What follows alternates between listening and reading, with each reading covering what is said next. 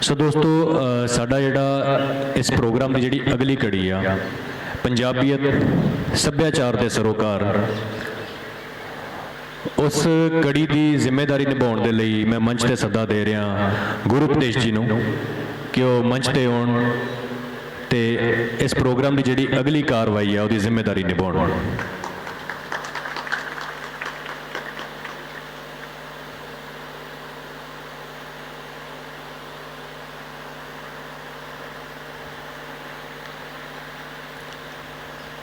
सो दोस्तों आप सब दे रूबरू गुरु उपदेश जी।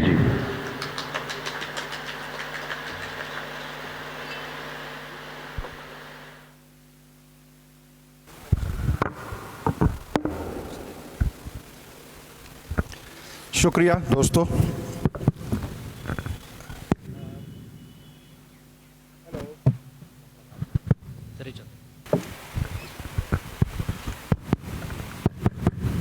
हेलो, बहुत बहुत शुक्रिया। बड़ा अच्छा सैशन पहला तुसीं गुजर चुकिया है और इसे सैशन का काफ़ी हिस्सा तुसीं ऑलरेडी डिस्कशन दे विच सुन चुके हो।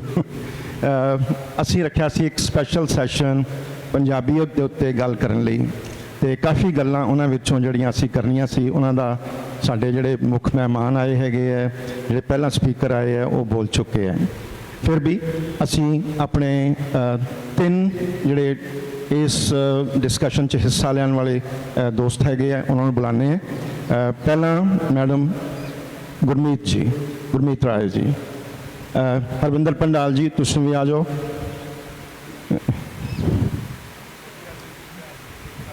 और थर्ड जसबीर जी आ जाओ।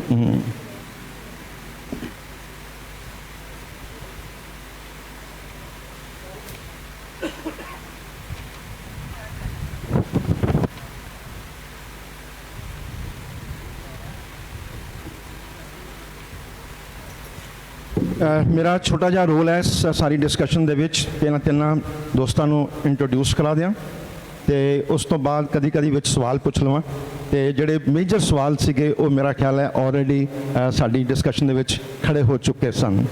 इंट्रोड्यूस करन दे वल्लों मैं गुरमीत जी नूं इंट्रोड्यूस करवाना। गुरमीत राय बेसिकली तां इमारती है, आर्कीटैक्ट है, पर कंजरवेशन का काम बहुत ज़्यादा करते हैं। साम संभाल साडा जिहड़ा विरसा है उहदे च इन्हां दा बहुत वड्डा हत्थ है। यूनैस्को के बड़े सारे प्रोजेक्ट दे विच इन्हां दा बड़ा कॉन्ट्रीब्यूशन है, बड़ी देन हैगी इन्हां दी। अपने अमृतसर दे विच भी कम से कम कोई 40-50 वड्डे जिहड़े प्रोजेक्ट सी साम संभाल दे उन्हां दे विच इन्हां ने बड़ा काम कीता है। दिल्ली दे विच इन्हां ने रैड फोर्ट के उत्ते काम कीता है, एलोरा केव्स दे विच काम कीता है, लुम्बिनी नेपाल जिहड़ी कि बुद्धिस्ट सेंटर है उत्थे बहुत काम कीता है, बेगान म्यांमार बर्मा दे विच भी काम कीता है। शहर दे विच महाराजा रणजीत सिंह दे नाल जिहड़े जुड़े हुए स्थान हैगे है उन्हां दे नाल इन्हां दा बहुत है। Rambagh palace, Gobindgarh fort, summer palace Maharaja Ranjit Singh दा, और इस तरह ही होर बहुत है। मैं बड़ी लंबी लिस्ट है इन्हां दे कामां दी। बहुत देर तक ये यूनैस्को नाल जुड़े हुए हैं तो बहुत सारे उन्हां दे प्राइज़ भी लै चुके हैं। जिहड़े उन्हां दियां जूरीज़ हैगियां, जिहड़ियां उन्हां दियां पैनल्स हुंदे जजमेंट वाले, उत्थे भी ये अपना रोल निभा रहे हैगे। हरविंदर पंडाल जी मेरे नाल बैठे हैगे है। बेसिकली तो ये टीचर इंग्लिश के हैगे है, पर इंट्रस्टिंग गल हैगी है कि इन्हां दा काफ़ी इंट्रस्ट हिस्टरी दे विच हैगा। हरविंदर ने कम से कम हुण तक 20 तो ज़्यादा किताबां लिख चुके हैं जिन्हां दे विच लिटरेचर के नाल रिलेटेड नॉवल, कहानी और कविता सब कुछ शामिल है। पर at the same time history के नाल रिलेटेड किताबां इन्हां दियां काफ़ी इंपॉर्टेंट है, जिहदे खास करके कम्यूनिस्ट लहर के बारे लिखा इन्होंने, कार्ल मार्क्स बारे बहुत लिखा है, भगत सिंह बारे लिखा है, पार्टीशन बारे लिखा है, सुभाष चंद्र बोस बारे लिखा है। और जी इन्हां दी सबनों लास्ट किताब हैगी है, लेटेस्ट आई है, मैनू ये किताब लगता सीगा कि पंजाबीयत के पॉइंट ऑफ व्यू तो बड़ी यूजफुल है। किताब का नाम है पंजाबियों की मरण मिट्टी। ये इन्होंने जोड़े पंजाबियों के कई सुभाव है जोड़े ओवर द ईयर्स डिवेलप होए हैं, ओवर द ईयर उन्होंने हिस्सा बन चुके हैं पंजाबीयत का। उन्होंने चो कई गल्लां इन्होंने इस किताब के कीतियां है। ਇੰਟਰਸਟਿੰਗ ਗੱਲ ਹੈ ਕਿ ਜਸਬੀਰ ਇਹਨਾਂ ਤੋਂ ਉਲਟ ਹੈਗੇ ਹੈ। ਜਸਬੀਰ ਬੇਸਿਕਲੀ ਹਿਸਟਰੀ ਦੇ ਟੀਚਰ ਹੈਗੇ ਆ, ਪੰਜਾਬ ਯੂਨੀਵਰਸਿਟੀ 'ਚ ਪੜ੍ਹਾਉਂਦੇ ਹੈਗੇ ਆ ਹਿਸਟਰੀ, ਪਰ ਇਹਨਾਂ ਦਾ ਇੰਟਰਸਟ ਲਿਟਰੇਚਰ ਦੇ ਵਿੱਚ ਹੈਗਾ। ਇਹ ਲਿਟਰੇਚਰ ਤੋਂ ਹਿਸਟਰੀ ਵੱਲ ਡੈਵਲ ਕਰ ਰਹੇ ਹੈਗੇ ਆ, ਉਹ ਹਿਸਟਰੀ ਤੋਂ ਲਿਟਰੇਚਰ ਵੱਲ ਡੈਵਲ ਕਰ ਰਹੇ ਹੈਗੇ ਆ। ਅਤੇ ਉਹਨਾਂ ਨੇ ਜਿਹੜਾ ਆਪਣਾ PhD ਦਾ ਕੰਮ ਵੀ ਕੀਤਾ ਹੈਗਾ, ਉਹ ਵੀ ਲਿਟਰੇਚਰ ਜਿਹੜਾ ਪਾਰਟੀਸ਼ਨ ਦੇ ਨਾਲ ਰਿਲੇਟਡ ਹੈ ਉਹਦੇ ਨਾਲ ਉੱਤੇ ਕੰਮ ਕੀਤਾ ਹੈ। ਔਰ ਬਾਅਦ ਦੇ ਵਿੱਚ ਉਹਨਾਂ ਨੇ ਜਿਹੜੇ ਪੇਪਰ ਪਬਲਿਸ਼ ਕੀਤੇ ਹੈ ਉਹ ਵੀ ਬਹੁਤ ਸਾਰੇ ਪੰਜਾਬ ਦੇ ਨਾਲ ਜੁੜੇ ਹੋਏ ਹੈ, ਜਿਨ੍ਹਾਂ ਦੇ ਵਿੱਚ ਮੰਟੋ ਦੇ ਉੱਤੇ ਵੀ ਕੰਮ ਕੀਤਾ ਇਹਨਾਂ ਨੇ, ਖੁਸ਼ਵੰਤ ਸਿੰਘ ਦੀ ਟ੍ਰੇਨ ਟੂ ਪਾਕਿਸਤਾਨ 'ਤੇ ਕੰਮ ਕੀਤਾ ਹੈ, ਭਗਤ ਸਿੰਘ 'ਤੇ, ਮੁਹੰਮਦ ਅਲੀ ਜਿੰਨਾ 'ਤੇ, ਦਲਿਤ 'ਤੇ, ਗਦਰ ਮੂਵਮੈਂਟ 'ਤੇ, ਇਸ ਤਰ੍ਹਾਂ ਦੇ ਟੌਪਿਕਸ ਦੇ ਉੱਤੇ ਇਹਨਾਂ ਨੇ ਬਹੁਤ ਸਾਰੇ ਪੇਪਰ ਪਬਲਿਸ਼ ਕੀਤੇ ਹੈਗੇ ਆ। ਅਸੀਂ ਇਸ ਡਿਸਕਸ਼ਨ ਨੂੰ ਇੱਕ ਬੇਸਿਕ ਜਿਹੇ ਸਵਾਲ ਤੋਂ ਸ਼ੁਰੂ ਕਰਨ ਲੱਗੇ ਹੈਗੇ ਆ, ਅਤੇ ਮੇਰਾ ਜਿਹੜਾ ਤਰੀਕਾ ਹੈ ਉਹ ਇਹ ਹੈਗਾ ਕਿ ਸਵਾਲ ਅਸੀਂ ਕਰਾਂਗੇ ਅਤੇ ਤਿੰਨੇ ਸਾਡੇ ਦੋਸਤਾਂ ਵਿੱਚੋਂ ਜਿਹੜਾ ਵੀ ਇਸ ਨੂੰ ਅੱਛਾ ਸਮਝਦਾ ਹੈਗਾ ਉਹ ਜਵਾਬ ਦੇ ਸਕਦਾ ਹੈਗਾ। ਅਤੇ ਕਿਉਂਕਿ ਪੰਜਾਬੀਆਂ ਦੀ ਹਿਸਟਰੀ ਕਾਫੀ ਲੰਬੀ ਹੈਗੀ ਹੈ, ਕਾਫੀ ਦੇਰ ਤੋਂ ਪੰਜਾਬ ਜਿਹੜਾ ਹੈ ਇਹ ਬਣਦਾ ਵਿਗੜਦਾ ਰਿਹਾ ਹੈਗਾ, ਅਤੇ ਅਸੀਂ ਇਸ ਵੇਲੇ ਜੇ ਪੰਜਾਬੀਅਤ ਦੀ ਗੱਲ ਕਰਾਂਗੇ ਤਾਂ ਸਾਨੂੰ 2-3 ਚੀਜ਼ਾਂ ਦਾ ਖਿਆਲ ਆਉਂਦਾ ਹੈਗਾ। ਇੱਕ ਹੈਗਾ ਕਿ ਪੰਜਾਬੀ ਕੌਣ ਹੈਗਾ, ਫਿਰ ਪੰਜਾਬੀ ਭਾਸ਼ਾ ਕਿਸ ਨੂੰ ਕਹਿਣਾ ਅਸੀਂ, ਅਤੇ ਫਿਰ ਉਸ ਤੋਂ ਬਾਅਦ ਆਉਂਦਾ ਹੈਗਾ ਕਿ ਪੰਜਾਬ ਦਾ ਕਲਚਰ ਹੈ ਇਸ ਨੂੰ ਕਿਵੇਂ ਡਿਫਾਈਨ ਕਰਨਾ ਹੈਗਾ ਆਪਾਂ। ਸੋ ਸਾਡਾ ਜਿਹੜਾ ਪਹਿਲਾ ਸਵਾਲ ਹੈ ਮੇਰੇ ਹਿਸਾਬ ਨਾਲ ਉਹ ਇਹੀ ਹੈਗਾ ਕਿ ਪੰਜਾਬੀ ਕੌਣ ਹੈਗਾ, ਕਿਉਂਕਿ ਸਾਨੂੰ ਇਹ ਪਤਾ ਹੈਗਾ ਕਿ ਜਿਓਗ੍ਰਾਫੀਕਲੀ ਅਸੀਂ ਬਹੁਤ ਵੱਡੇ ਸੀ ਔਰ ਅਸੀਂ ਹੌਲੀ ਹੌਲੀ ਟੁੱਟਦੇ ਰਹੇ ਹੈਗੇ। ਸਾਡਾ ਬੜਾ ਵੱਡਾ ਹਿੱਸਾ ਸਾਡਾ ਪਾਕਿਸਤਾਨ 'ਚ ਚਲਾ ਗਿਆ, ਔਰ ਜਿਹੜਾ ਇੱਥੋਂ ਦਾ ਪੰਜਾਬ ਵੀ ਸੀ ਉਹ ਵੀ ਬਹੁਤ ਟੁੱਟ ਭੱਜ ਕੇ ਹੁੰਦਾ ਰਿਹਾ। ਹੁਣ ਅਸੀਂ ਜੇ ਪੰਜਾਬੀ ਕਹਾਂਗੇ ਤਾਂ ਕੀ ਅਸੀਂ ਸਿਰਫ ਆ ਛੋਟਾ ਜਿਹਾ ਪੰਜਾਬ ਹੈ ਇਹਨਾਂ ਨੂੰ ਪੰਜਾਬੀ ਕਹਿਣਾ ਹੈਗਾ, ਜਾਂ ਜਿਹੜੇ ਸਾਡੇ ਪੁਰਾਣੇ ਟ੍ਰੈਡੀਸ਼ਨਲ ਪੰਜਾਬ ਦੇ ਲੋਕ ਸੀਗੇ ਅਸੀਂ ਉਹਨਾਂ ਨੂੰ ਪੰਜਾਬੀ ਕਹਿਣਾ? ਸੋ ਪੰਜਾਬੀ ਆਪਾਂ ਕਿਸ ਨੂੰ ਕਹੀਏ? ਹੰਡਾਲ ਜੀ ਤੁਸੀਂ ਜ਼ਰਾ ਸ਼ੁਰੂ ਕਰੋ ਇਸ ਗੱਲ ਦੇ ਉੱਤੇ। ਬਹੁਤ ਬਹੁਤ ਸ਼ੁਕਰੀਆ ਜੀ। ਸੋ ਬੁਨਿਆਦੀ ਸਵਾਲ ਹੀ ਮੈਨੂੰ ਲੱਗਦਾ ਸਭ ਤੋਂ ਪਹਿਲਾ ਸਵਾਲ ਹੀ ਸਭ ਤੋਂ ਗੁੰਝਲਦਾਰ ਹੈ ਕਿ ਪੰਜਾਬੀ ਅਸੀਂ ਕਿਸ ਨੂੰ ਕਹੀਏ, ਕਿਉਂਕਿ ਜਦੋਂ ਅਸੀਂ ਸੰਕਲਪ ਬਣਾਉਂਦੇ ਹਾਂ ਤਾਂ ਮੈਨੂੰ ਲੱਗਦਾ ਕਿ ਉਹਦੇ ਵਿੱਚ ਉਹ ਬਹੁਤ ਸਾਰੀਆਂ ਸ਼ਕਤੀਆਂ ਵੀ ਆਪਣੀ ਦਖਲਅੰਦਾਜ਼ੀ ਕਰਦੀਆਂ, ਜਿਨ੍ਹਾਂ ਸ਼ਕਤੀਆਂ ਬਾਰੇ, ਜਿਨ੍ਹਾਂ ਸਮਾਜਿਕ ਸ਼ਕਤੀਆਂ ਬਾਰੇ ਅਸੀਂ ਬਹੁਤ ਵਾਰ ਸੁਚੇਤ ਨਹੀਂ ਹੁੰਦੇ। ਜਦੋਂ ਅਸੀਂ ਪੰਜਾਬੀ ਹੋਣ ਦੀ ਗੱਲ ਕਰਦੇ ਹਾਂ ਜਾਂ ਇਸ ਦੇ ਸਮਵਿੱਥ ਅਸੀਂ ਮਰਾਠੀ ਹੋਣ ਦੀ ਕੋਈ ਗੱਲ ਕਰ ਸਕਦਾ, ਕੋਈ ਗੁਜਰਾਤੀ ਹੋਣ ਦੀ ਗੱਲ ਕਰ ਸਕਦਾ, ਤਾਂ ਕਿਤੇ ਨਾ ਕਿਤੇ ਅਸੀਂ ਰਾਸ਼ਟਰਵਾਦ ਜਾਂ ਰਾਸ਼ਟਰ ਦੇ ਸੰਕਲਪ ਨੂੰ ਆਪਣੇ ਤਸੱਵੁਰ ਵਿੱਚ ਲਿਆ ਰਹੇ ਹੁੰਦੇ ਹਾਂ। ਔਰ ਰਾਸ਼ਟਰ ਬਣਨ ਦੀ ਪ੍ਰਕਿਰਿਆ ਬਹੁਤ ਪੁਰਾਣੀ ਨਹੀਂ ਹੈ, ਉਹ ਤਕਰੀਬਨ 3-4 ਸਦੀਆਂ ਪਹਿਲਾਂ ਜਾਂ ਉਸ ਤੋਂ ਵੀ ਬਾਅਦ ਕਹਿ ਸਕਦੇ ਹਾਂ ਕਿ ਇਹ ਰਾਸ਼ਟਰ ਬਣਨੇ ਸ਼ੁਰੂ ਹੁੰਦੇ ਆ। ਲੇਕਿਨ ਹੁਣ ਕਿਉਂਕਿ ਅਸੀਂ ਇੱਕ ਭਾਰਤੀ ਰਾਸ਼ਟਰ ਦਾ ਹਿੱਸਾ ਹਾਂ ਔਰ ਇੱਕ ਤਰ੍ਹਾਂ ਨਾਲ ਰਾਸ਼ਟਰ ਵਜੋਂ ਭਾਰਤੀਅਤਾ ਦੇ ਨਾਲ ਵੀ ਅਸੀਂ ਜੁੜ ਜਾਂਦੇ ਹਾਂ, ਔਰ ਇੱਕ ਤਰ੍ਹਾਂ ਨਾਲ ਇੱਕ ਪ੍ਰਕਿਰਿਆ ਵਜੋਂ ਅਸੀਂ ਅੱਗੇ ਜਾ ਰਹੇ ਹਾਂ, ਜਿਹਦੇ ਵਿੱਚ ਅਸੀਂ ਸਿਆਸੀ ਤੌਰ 'ਤੇ ਕਿੱਥੇ ਖੜੇ ਹਾਂ, ਕਿੱਥੇ ਜੁੜੇ ਹਾਂ, ਇੱਕ ਹਿੱਸਾ ਕਿਵੇਂ ਸਾਡੇ ਤੋਂ ਵੱਖ ਹੋ ਗਿਆ, ਪਾਕਿਸਤਾਨ ਬਣ ਗਿਆ।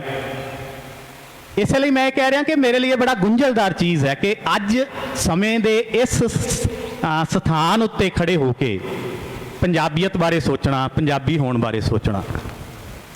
ਫਿਰ ਵੀ ਮੈਨੂੰ ਇਹ ਲੱਗਦਾ ਕਿ ਜੇਕਰ ਅਸੀਂ ਜੀਓਗ੍ਰਾਫੀਕਲੀ ਵੀ ਦੇਖੀਏ ਤਾਂ ਬਹੁਤ ਪ੍ਰਾਚੀਨ ਸਮੇਂ ਤੋਂ ਹੀ, ਈਵਨ ਹੜੱਪਾ ਸੱਭਿਆਚਾਰ ਦੇ ਸਮੇਂ ਤੋਂ ਹੀ, ਹੜੱਪਾ ਸੱਭਿਅਤਾ ਦੇ ਸਮੇਂ ਤੋਂ ਹੀ ਸਾਡਾ ਇਹ ਇੱਕ ਖਿੱਤਾ ਜਿਹੜਾ ਹੈ ਇੱਕ ਵੱਖਰਾ ਇੱਕ ਯੂਨਿਟ ਰਿਹਾ, ਜਿਹਦੇ ਵਿੱਚ ਉਹ ਹਿੱਸਾ ਵੀ ਹੈ ਜਿਹੜਾ ਹੁਣ ਪਾਕਿਸਤਾਨ ਦੇ ਵਿੱਚ ਚਲੇ ਗਿਆ।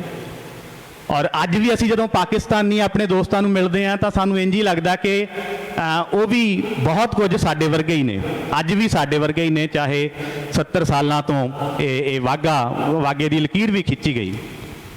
ਔਰ ਇਤਿਹਾਸ ਦੇ ਵਿੱਚ ਵੀ ਇਹਨਾਂ ਸਦੀਆਂ ਦੇ ਵਿੱਚ ਮੈਨੂੰ ਲੱਗਦਾ ਸਾਡੀ ਹੋਣੀ ਵੀ ਇੱਕੋ ਜਿਹੀ ਰਹੀ।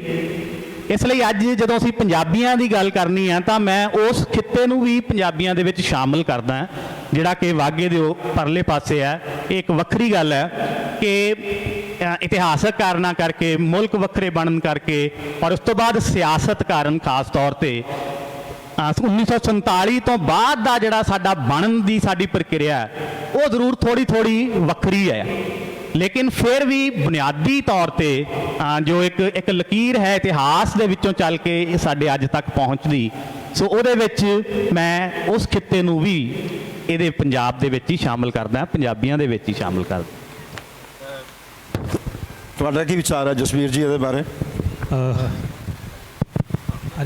ਹਾਂਜੀ, ਸ਼ੁਕਰੀਆ ਜੀ। ਮੈਨੂੰ ਇਹ ਲੱਗਦਾ ਕਿ ਜਦੋਂ ਅਸੀਂ ਪੰਜਾਬੀਅਤ ਦੀ ਗੱਲ ਕਰਦੇ ਹਾਂ ਜਾਂ ਕਿਸੇ ਵੀ ਨੈਸ਼ਨੈਲਿਟੀ ਦੀ ਗੱਲ ਕਰਦੇ ਹਾਂ, ਭੰਡਾਲ ਸਾਹਿਬ ਨੇ ਜਿੱਦਾਂ ਕਿਹਾ ਵੀ ਅਸੀਂ ਉਹਨੂੰ ਇੱਕ ਖਾਸ ਕਿਸਮ ਦੇ ਰਾਸ਼ਟਰਵਾਦ ਦੇ ਖਾਕੇ ਦੇ ਵਿੱਚ ਰੱਖ ਕੇ ਦੇਖਣ ਦੀ ਕੋਸ਼ਿਸ਼ ਕਰਦੇ ਹਾਂ। ਔਰ ਉਹਦੇ ਨਾਲ ਹੀ ਇੱਕ ਚੀਜ਼ ਹੋਰ ਵੀ ਹੈ ਕਿ ਅਸੀਂ ਇਹਨਾਂ ਪਛਾਣਾਂ ਨੂੰ ਇਹ ਜਿਹੜੀ ਜੀਓਗ੍ਰਾਫੀਕਲ ਤੇ ਪੋਲੀਟੀਕਲ ਬਾਉਂਡਰੀਜ਼ ਦੇ ਵਿੱਚ ਬੰਨ੍ਹ ਕੇ ਦੇਖਣ ਦੀ ਕੋਸ਼ਿਸ਼ ਕਰਦੇ ਹਾਂ। ਮੈਨੂੰ ਲੱਗਦਾ ਹੈ ਕਿ ਜਿਹੜਾ ਮਨੁੱਖੀ ਪਛਾਣ ਹੈ ਜਾਂ ਮਨੁੱਖੀ ਸਮੂਹਾਂ ਦੀ ਪਛਾਣ ਹੁੰਦੀ ਆ, ਇਹ ਜਿਹੜੀਆਂ ਬਾਉਂਡਰੀਜ਼ ਨੇ ਇਹ ਰਾਜਨੀਤਿਕ ਤੇ ਐਡਮਿਨਿਸਟ੍ਰੇਟਿਵ ਪੱਧਰ ਤੇ ਤਾਂ ਠੀਕ ਨੇ, ਪਰ ਇਹਨਾਂ ਨੂੰ ਉਸ ਤਰੀਕੇ ਦੇ ਨਾਲ ਅਸੀਂ ਨਹੀਂ ਬੰਨ੍ਹ ਕੇ ਦੇਖ ਸਕਦੇ ਜਿੱਦਾਂ ਉੱਪਰ ਵਾਲੇ ਦੇਖਦੇ, ਕਿਉਂਕਿ ਇੱਥੇ ਬਹੁਤ ਜ਼ਿਆਦਾ ਓਵਰਲੈਪਿੰਗ ਆਪਾਂ ਨੂੰ ਨਜ਼ਰ ਆਉਂਦੀ ਆ।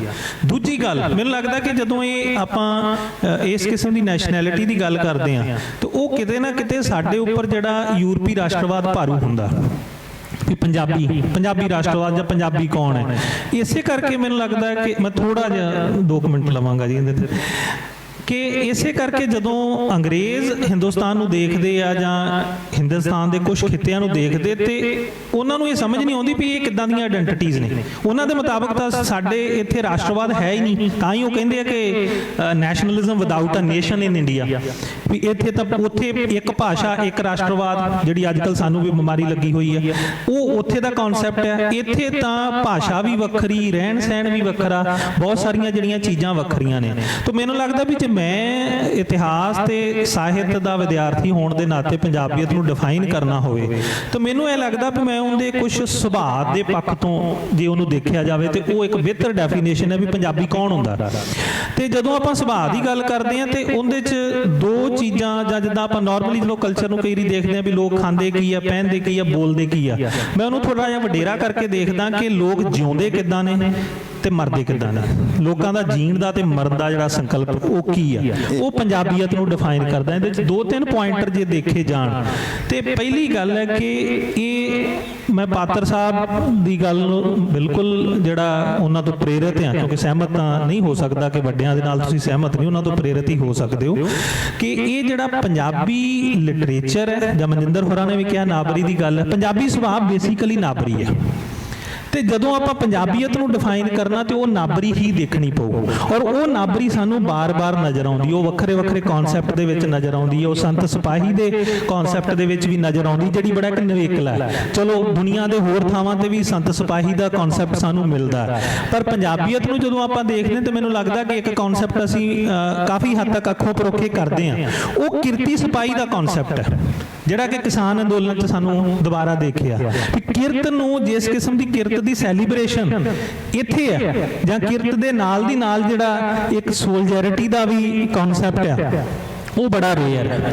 ਫਿਰ ਮਾਰਸ਼ਲ ਹੋਣਾ ਠੀਕ ਹੈ, ਸਾਨੂੰ ਅੰਗਰੇਜ਼ਾਂ ਨੇ ਖੰਭ ਵੀ ਦਿੱਤਾ ਵੀ ਆਹ ਕੌਮਾਂ ਮਾਰਸ਼ਲ ਹੈਗੀਆਂ ਨੇ ਜਾਂ ਸਾਰਾ ਕੁਝ ਹੈਗਾ ਮਾਰਸ਼ੈਲਿਟੀ, ਠੀਕ ਹੈ, ਮਾਰਸ਼ਲ ਹੈ ਵੀ, ਉਹਦੇ 'ਚ ਕੋਈ ਦੋ ਰਾਏ ਨਹੀਂ, ਪਰ ਮਾਰਸ਼ੈਲਿਟੀ ਦੇ ਨਾਲ ਜਿਹੜਾ ਚੈਰਿਟੀ ਦਾ ਕਨਸੈਪਟ ਹੈ, ਭਾਈ ਕਨ੍ਹਈਆ, ਇਹ ਦੁਨੀਆ ਦੇ ਵਿੱਚ ਰੇਅਰ ਹੈ ਕਿ ਜੰਗ ਮੈਦਾਨ ਦੇ ਵਿੱਚ ਜਿਹੜਾ ਤੁਸੀਂ ਇੱਕ ਪਾਸੇ ਲੜ ਵੀ ਰਹੇ ਹੋ, ਇੱਕ ਪਾਸੇ ਤੁਸੀਂ ਸਾਰਾ ਕੁਝ ਕਰ ਰਹੇ ਹੋ। ਤੀਜੀ ਗੱਲ ਜਾਂ ਚੌਥੀ ਗੱਲ ਜਿਹੜੀ ਇਹਦੇ ਵਿੱਚ ਹੈ ਵੀ ਜਿਹੜਾ ਪੁਆਇੰਟਰ ਹੈ, ਜਦੋਂ ਇਹਨੂੰ ਆਪਾਂ ਸੁਭਾਅ ਨੂੰ ਆਪਾਂ ਦੇਖਣਾ, ਉਹ ਇਹ ਨਹੀਂ ਕਿ ਸਿਰਫ ਲੋਕ ਜਿਉਂਦੇ ਕਿੱਦਾਂ ਹੈ, ਕਿ ਲੋਕਾਂ ਦਾ ਜਿਹੜਾ ਮਰਨ ਦਾ ਜਾਂ ਮੌਤ ਨੂੰ ਪ੍ਰਣਾਉਣ ਦਾ ਕਨਸੈਪਟ ਹੈ, ਉਹ ਵੀ, ਕਿਉਂਕਿ ਕੁਝ ਗੱਲਾਂ ਤਲਖ ਹੋ ਸਕਦੀਆਂ ਨੇ ਕਿ ਜਦੋਂ ਰਾਸ਼ਟਰਵਾਦ ਦੀ ਵੀ ਗੱਲ ਹੁੰਦੀ ਤੇ ਉੱਥੇ ਮਾਫੀਆਂ ਵੀ ਮੰਗੀਆਂ ਗਈਆਂ, ਉੱਥੇ ਵੀਰ ਵੀ ਬਣੇ ਤੇ ਕਈਆਂ ਨੇ ਸੰਨਿਆਸ ਲੈ ਕੇ ਸ਼੍ਰੀ ਵੀ ਬਣੇ।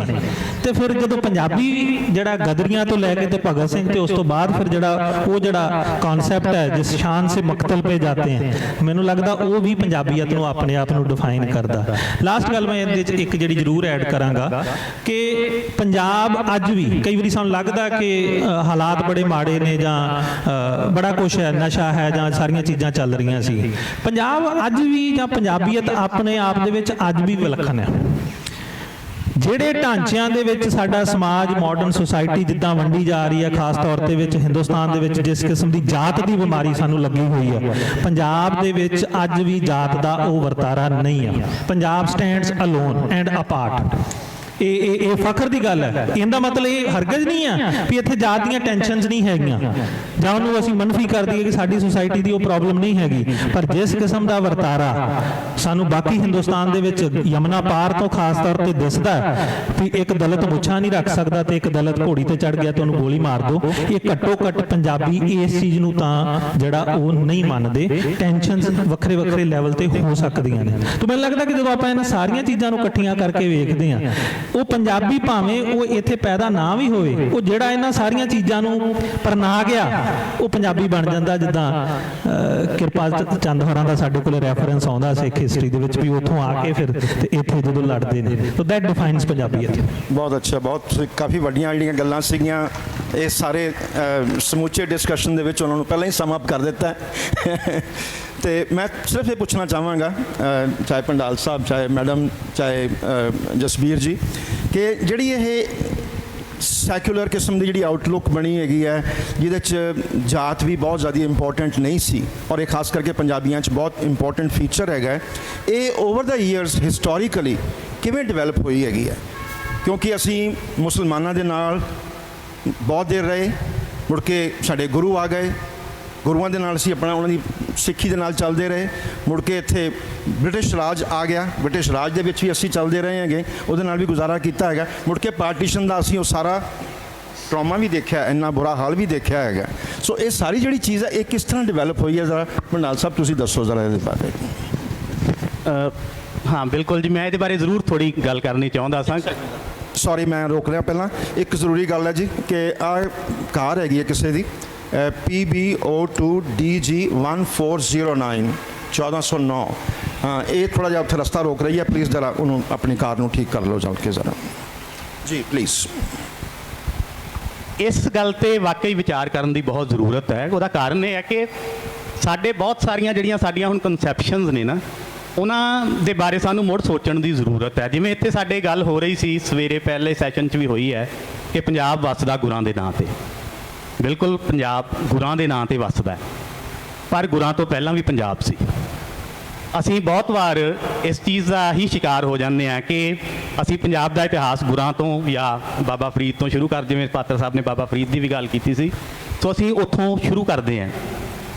ਪਰ ਮੈਨੂੰ ਇਹ ਜਾਪਦਾ ਕਿ ਸਾਰੇ ਇਤਿਹਾਸ ਦੇ ਵਿੱਚ ਅਸਲ ਦੇ ਵਿੱਚ ਤਾਂ ਹੜੱਪਾ ਸੱਭਿਅਤਾ ਤੋਂ ਹੀ ਇਸ ਇਲਾਕੇ ਦਾ ਇੱਕ ਵੱਖਰਾ ਸੁਭਾਅ, ਇੱਕ ਵੱਖਰਾ ਤੱਤ ਜਿਹੜਾ ਹੈ ਉਹ ਬਣਨਾ ਸ਼ੁਰੂ ਹੋ ਜਾਂਦਾ ਹੈ। ਸੋ ਇਸ ਲਈ ਸਾਨੂੰ ਅੱਜ ਇਸ ਖਿੱਤੇ ਦੇ ਲੋਕਾਂ ਦੇ ਸੁਭਾਅ ਨੂੰ ਸਮਝਣ ਲਈ ਹੜੱਪਾ ਸੱਭਿਅਤਾ ਤੱਕ ਜਾਣਾ ਪੈਂਦਾ ਹੈ। ਔਰ ਹੜੱਪਾ ਸੱਭਿਅਤਾ ਨੂੰ ਅਸੀਂ ਜਦੋਂ ਦੇਖਦੇ ਹਾਂ ਤਾਂ ਉਸ ਵੇਲੇ ਜਿਹੜੀਆਂ ਦੂਸਰੀਆਂ ਸੱਭਿਅਤਾਵਾਂ ਸਨ, ਮੈਸੋਪਟਾਮੀਆ ਦੀਆਂ ਜਾਂ ਦੂਸਰੀਆਂ, ਹਿਸਟਰੀ ਪ੍ਰੈਸ ਸਾਹਿਬ ਹਿਸਟਰੀ ਵਾਲੇ ਬੈਠੇ ਆ, ਸੋ ਇਸ ਲਈ ਮੈਂ ਥੋੜਾ ਜਿਹਾ ਡਰ ਕੇ ਵੀ ਬੋਲ ਰਿਹਾ ਇਹਨਾਂ ਤੋਂ। ਉਹਨਾਂ ਸੱਭਿਅਤਾਵਾਂ ਦੇ ਮੁਕਾਬਲੇ ਜਦੋਂ ਹੜੱਪਾ ਸੱਭਿਅਤਾ ਅਸੀਂ ਦੇਖਦੇ ਹਾਂ ਤਾਂ ਨਾ ਤਾਂ ਉੱਥੇ ਬਹੁਤ ਹਿੰਸਾ ਦੇ ਨਿਸ਼ਾਨ ਸਾਨੂੰ ਮਿਲਦੇ ਹੈ ਔਰ ਨਾ ਹੀ ਸਾਨੂੰ ਅਜੇ ਤੱਕ ਇਸ ਤਰ੍ਹਾਂ ਦਾ ਪ੍ਰਮਾਣ ਮਿਲਿਆ ਜਿਸ ਤਰ੍ਹਾਂ ਦੇ ਵੱਡੇ ਵੱਡੇ ਬਰੀਅਲਸ ਉਹਨਾਂ ਸੱਭਿਅਤਾਵਾਂ ਵਿੱਚ ਮਿਲੇ, ਹੜੱਪਾ ਦੇ ਵਿੱਚ ਕਿਤੋਂ ਵੀ ਉਹ ਨਹੀਂ ਮਿਲੇ। ਜਿਸ ਤੋਂ ਅੰਦਾਜ਼ਾ ਲਗਾ ਸਕਦੇ ਹਾਂ ਕਿ ਇਹ ਜਿਹੜਾ ਹੜੱਪਾ ਦੀ ਜਿਹੜੀ ਸੱਭਿਅਤਾ ਸੀ, ਇਹ ਸੱਭਿਅਤਾ ਉਸ ਤਰੀਕੇ ਨਾਲ ਹਿੰਸਕ ਨਹੀਂ ਸੀ ਔਰ ਇਸ ਸੱਭਿਅਤਾ ਦੇ ਵਿੱਚ ਸ਼ਾਇਦ ਜਿਹੜਾ ਪਾੜਾ ਸੀ, ਆਰਥਿਕ ਪਾੜਾ ਸੀ, ਉਹ ਵੀ ਘੱਟ ਸੀ। ਇਹ ਨਹੀਂ ਹੋਏਗਾ ਕਿ ਕੋਈ ਇਲੀਟ ਕਲਾਸ ਹੋਏਗੀ ਨਹੀਂ, ਕਿਉਂਕਿ ਸਦੀਆਂ ਤੱਕ ਚੱਲਣ ਵਾਲੀ ਜਿਹੜੀ ਸਿਵਲਾਈਜੇਸ਼ਨ ਹੁੰਦੀ ਹੈ ਉਹਦੇ ਵਿੱਚ ਕਲਾਸਿਸ ਦੀ ਤਾਂ ਅੱਗੇ ਵੰਡ ਹੋਣੀ ਹੁੰਦੀ ਹੈ, ਲੇਕਿਨ ਹੋਏਗੀ, ਲੇਕਿਨ ਉਸ ਪੱਧਰ ਤੱਕ ਸ਼ਾਇਦ ਨਹੀਂ ਸੀ ਜਿਸ ਪੱਧਰ ਦੀ ਅਸੀਂ ਦੂਸਰੀਆਂ ਪ੍ਰਾਚੀਨ ਸੱਭਿਅਤਾਵਾਂ ਦੇ ਵਿੱਚ ਦੇਖਦੇ ਹਾਂ। ਔਰ ਜਦੋਂ ਆਰੀਅਨਸ ਲੋਕ ਆਉਂਦੇ ਨੇ ਤਾਂ ਉਸ ਤੋਂ ਬਾਅਦ ਦੀਆਂ ਜਿਹੜੀਆਂ ਸਾਡੀਆਂ ਕੁਝ ਲਿਖਤਾਂ ਨੇ ਉਹ ਵੀ ਸਾਡੇ ਇਸ ਖਿੱਤੇ ਨੂੰ ਇਸ ਤੋਂ ਅਗਲੇ ਉਹ ਗੰਗਾ ਜਮਨੀ ਸੱਭਿਆਚਾਰ ਵਾਲੇ ਖਿੱਤੇ ਤੋਂ ਵੱਖਰੇ ਆਉਂਦੀਆਂ ਨੇ। ਜਿਵੇਂ ਪਤੰਜਲੀ ਦਾ ਜਿਹੜਾ ਮਹਾਭਾਸ਼ਯ 150 BC ਦਾ ਆਮ ਤੌਰ ਤੇ ਮੰਨਿਆ ਜਾਂਦਾ ਲਿਖਿਆ ਹੋਇਆ, ਉਹਦੇ ਵਿੱਚ ਉਸਨੇ ਜੋ ਆਰੀਆ ਵਰਤ ਨੂੰ ਪਰਿਭਾਸ਼ਿਤ ਕੀਤਾ ਉਹ ਲਿਖ ਰਿਹਾ ਕਿ ਸਰਸਵਤੀ ਦੇ ਅਲੋਪ ਵਾਲੀ ਥਾਂ ਦੇ ਪੂਰਬ ਵਿੱਚ ਇਹ ਦੇਸ਼ ਹੈ। ਹੁਣ ਜੇ ਅਸੀਂ ਘੱਗਰ ਦਰਿਆ ਵਾਲਾ ਉਹ ਸਾਰਾ ਇਲਾਕਾ ਜਿਹੜਾ ਅਗਰ ਉਸ ਨੂੰ ਅਸੀਂ ਸਰਸਵਤੀ ਮੰਨਦੇ ਹਾਂ ਤਾਂ ਫਿਰ ਉਸ ਤੋਂ ਅੱਗੇ ਜਾ ਕੇ ਆਰੀਆਵਰਤ ਸ਼ੁਰੂ ਹੁੰਦਾ ਹੈ। ਸਾਡਾ ਇਹ ਇਲਾਕਾ ਉਦੋਂ ਵੀ ਆਰੀਅਨ ਸਭਿਅਤਾ ਵਾਲਾ ਨਹੀਂ ਸੀ, ਮਲੇਸ਼ ਦੇਸ਼ ਸੀ।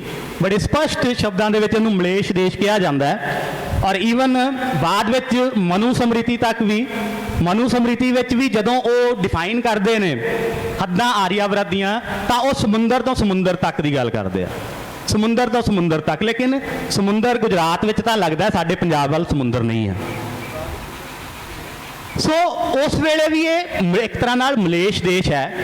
ਔਰ ਉਹ ਜਿਹੜੀ ਬ੍ਰਾਹਮਣਿਕ ਸੱਭਿਆਚਾਰ ਹੈ ਜਿਹੜਾ ਕਿ ਵਰਣ ਧਰਮ ਆਧਾਰਿਤ ਹੈ, ਔਰ ਵਰਣ ਧਰਮ ਆਪਣੇ ਆਪ ਦੇ ਵਿੱਚ ਹੀ ਇੱਕ ਹਿਆਰਕੀ ਆਧਾਰਿਤ ਚੀਜ਼ ਹੈ, ਉਹ ਇੱਥੇ ਘੱਟ ਸੀ। ਔਰ ਬ੍ਰਾਹਮਣਵਾਦ ਦੀ ਪ੍ਰਧਾਨਤਾ ਇੱਥੇ ਨਹੀਂ ਸੀ। ਉਸ ਤੋਂ ਬਾਅਦ ਵੀ ਅਸੀਂ ਦੇਖਦੇ ਹਾਂ ਜਦੋਂ ਮਗਧ ਦੇ ਇਲਾਕੇ ਦਾ ਵੀ ਬ੍ਰਾਹਮਣੀਕਰਨ ਹੋ ਜਾਂਦਾ ਹੈ, ਉਸ ਵੇਲੇ ਵੀ ਯੋਗ ਮਤ ਆਸੇ-ਪਾਸੇ ਜਦੋਂ ਬੁੱਧ ਮਤ ਆਸੇ-ਪਾਸੇ ਫੈਲਦਾ ਤਾਂ ਸਾਡਾ ਇਲਾਕਾ ਇਹ ਵੀ ਉਸ ਦੇ ਅਸਰ ਹੇਠ ਆਉਂਦਾ ਹੈ। ਅੱਗੇ ਆਸੇ ਹੋਰ ਤਿੱਬਤ ਹੈ, ਚਾਈਨਾ ਹੈ, ਇੱਧਰ ਅਫਗਾਨਿਸਤਾਨ, ਸਾਰੇ ਇਲਾਕੇ ਬੁੱਧ ਮਤ ਦੇ ਅਸਰ ਹੇਠ ਆਉਂਦੇ ਨੇ। ਯੋਗ ਦੀ ਪਰੰਪਰਾ ਲਗਾਤਾਰ ਸਾਡੇ ਕੋਲ ਚੱਲੀ ਆਉਂਦੀ ਹੈ। ਉਸ ਯੋਗ ਮਤ, ਉਹ ਯੋਗ ਦੀ ਪਰੰਪਰਾ ਗੁਰੂ ਨਾਨਕ ਦੇਵ ਜੀ ਤੱਕ ਵੀ ਪਹੁੰਚਦੀ ਹੈ, ਉਸ ਤੋਂ ਅੱਗੇ ਵੀ ਚੱਲਦੀ ਹੈ। ਔਰ ਇਹ ਉਹ ਸਾਰੀ ਪਰੰਪਰਾ ਹੈ ਜਿਸ ਅੰਦਰ ਵਰਣ ਨਹੀਂ ਹਨ, ਜਿਸ ਅੰਦਰ ਮੁਕਾਬਲਤਨ ਸਮਾਨਤਾ ਹੈ। ਫਿਰ ਸਿੱਖੀ ਜਿਹੜੀ ਸਿੱਖ ਮੂਵਮੈਂਟ ਆਉਂਦੀ ਹੈ, ਸਾਰੇ ਭਗਤੀ ਸੰਤ ਪਰੰਪਰਾ ਜਿਹੜੀ ਹੈ ਉਹ ਇੱਥੇ ਆ ਕੇ ਇੱਕ ਸੰਸਥਾਗਤ ਧਰਮ ਦੇ ਵਿੱਚ ਵੀ ਸਾਕਾਰ ਹੁੰਦੀ ਹੈ। ਮੈਨੂੰ ਲੱਗਦਾ ਕਿ ਅਸਲ 'ਚ ਇਹ ਸਾਰਾ ਇਤਿਹਾਸ ਹੈ ਜਿਸ ਇਤਿਹਾਸ ਕਾਰਨ ਅੱਜ ਵੀ ਸਾਡਾ ਸਮਾਜ ਮੁਕਾਬਲਤਨ ਬਾਕੀ ਭਾਰਤੀ ਸਮਾਜ ਦੇ ਵਧੇਰੇ ਸਮਾਨਤਾ ਵਾਲਾ ਹੈ ਔਰ ਵਧੇਰੇ ਮਾਨਵੀ ਹੈ। ਥੈਂਕ ਯੂ, ਬਹੁਤ ਬਹੁਤ ਮਿਹਰਬਾਨੀ ਤੁਹਾਡੀ। ਆਪਾਂ ਥੋੜੀ ਜਿਹੀ ਗੱਲ ਬਦਲਦੇ ਹਾਂ ਜ਼ਰਾ, ਹੁਣ ਗੱਲ ਬਦਲ ਕੇ ਪੰਜਾਬੀ ਭਾਸ਼ਾ ਤੇ ਆਨੇ ਹੈਗੇ ਹਾਂ। ਆਪਣੇ ਆਸ-ਪਾਸ ਬਹੁਤ ਸਾਰੀਆਂ ਭਾਸ਼ਾਵਾਂ ਹੈਗੀਆਂ, ਪਰ ਮੈਂ ਸਿਰਫ ਪੰਜਾਬੀ ਦੀ ਗੱਲ ਕਰਾਂ ਤੇ ਵਿਦਨ ਪੰਜਾਬੀ ਆਪਣੇ ਕੋਲੇ ਬਹੁਤ ਵੈਰਾਈਟੀਜ਼ ਹੈਗੀਆਂ। ਜੇ ਅਸੀਂ ਵੱਡਾ ਪੰਜਾਬ ਮੰਨਦੇ ਹੈਗੇ ਹਾਂ ਤੇ ਉਹਦੇ ਵਿੱਚ ਉੱਪਰਲੇ ਪਾਸੇ ਪੇਸ਼ਾਵਰ ਦੀ ਭਾਸ਼ਾ ਹੋਰ ਹੈਗੀ ਹੈ, ਥੱਲੇ ਸਰਾਈਕੀ, ਥੱਲੇ ਮੁਲਤਾਨੀ, ਭਾਵਲਪੁਰੀ ਹੋਰ ਹੈਗੀ ਹੈ। ਇੱਧਰਲੇ ਪਾਸੇ ਆ ਜਾਈਏ ਤੇ ਅਸੀਂ ਸਾਡੇ ਕੋਲੇ ਮਾਲਵੇ ਦੀ ਭਾਸ਼ਾ ਹੋਰ ਹੈ, ਮਾਝੇ ਦੀ ਹੋਰ ਹੈਗੀ ਹੈ। ਔਰ ਜਿਹੜਾ ਵੈਸੇ ਵੀ ਜਿਹੜਾ ਇੰਪੋਰਟੈਂਟ ਇਸ਼ੂ ਹੈ ਉਹ ਇਹ ਹੈ ਕਿ ਸਾਡੇ ਕੋਲ ਸਕ੍ਰਿਪਟ ਹੁਣ ਅਲੱਗ-ਅਲੱਗ ਹੋ ਗਈਆਂ ਹੈਗੀਆਂ। ਇਸ ਵੇਲੇ ਅਸੀਂ ਗੁਰਮੁਖੀ ਸਕ੍ਰਿਪਟ ਦੇ ਵਿੱਚ ਪੰਜਾਬੀ ਲਿਖਦੇ ਹਾਂ। ਕੱਲ੍ਹ ਤੱਕ ਜਿਹੜੀ ਡੋਗਰੀ ਸੀ ਉਹ ਪੰਜਾਬੀ ਦਾ ਹਿੱਸਾ ਸੀ। ਕਾਂਗੜੀ ਜਿਹੜੀ ਸੀ, ਖਾਸ ਕਰਕੇ ਹਿਮਾਚਲੀ ਬਹੁਤ ਸਾਰਾ ਹਿੱਸਾ ਪੰਜਾਬੀ ਦਾ ਹਿੱਸਾ ਸੀ, ਉਹ ਇਸ ਵੇਲੇ ਦੇਵਨਾਗਰੀ ਨੂੰ ਐਕਸੈਪਟ ਕਰ ਚੁੱਕੇ ਹੈਗੇ ਹੈ। ਸਾਡਾ ਪਰਲੇ ਪਾਸੇ ਵਾਲਾ ਪੰਜਾਬ ਜਿਹੜਾ ਹੈ ਉਹ ਸ਼ਾਹਮੁਖੀ 'ਚ ਲਿਖਦਾ ਪਿਆ ਹੈਗਾ। ਸੋ ਮੈਂ ਕਹਿਣਾ ਚਾਹੁੰਦਾ ਕਿ ਕਿਹੜੀ ਪੰਜਾਬੀ ਪੰਜਾਬੀਅਤ ਨੂੰ ਡਿਫਾਈਨ ਕਰਦੀ ਹੈਗੀ ਹੈ, ਨੰਬਰ 1, ਤੇ ਕਿਹੜੀ ਪੰਜਾਬੀ ਦਾ ਲਿਟਰੇਚਰ ਪੰਜਾਬੀਅਤ ਦਾ ਲਿਟਰੇਚਰ ਹੈਗਾ। ਜਸਵੀਰ ਜੀ, ਤੁਸੀਂ ਗੱਲ ਕਰਨੀ ਚਾਹੋਗੇ ਇਹਦੇ ਬਾਰੇ?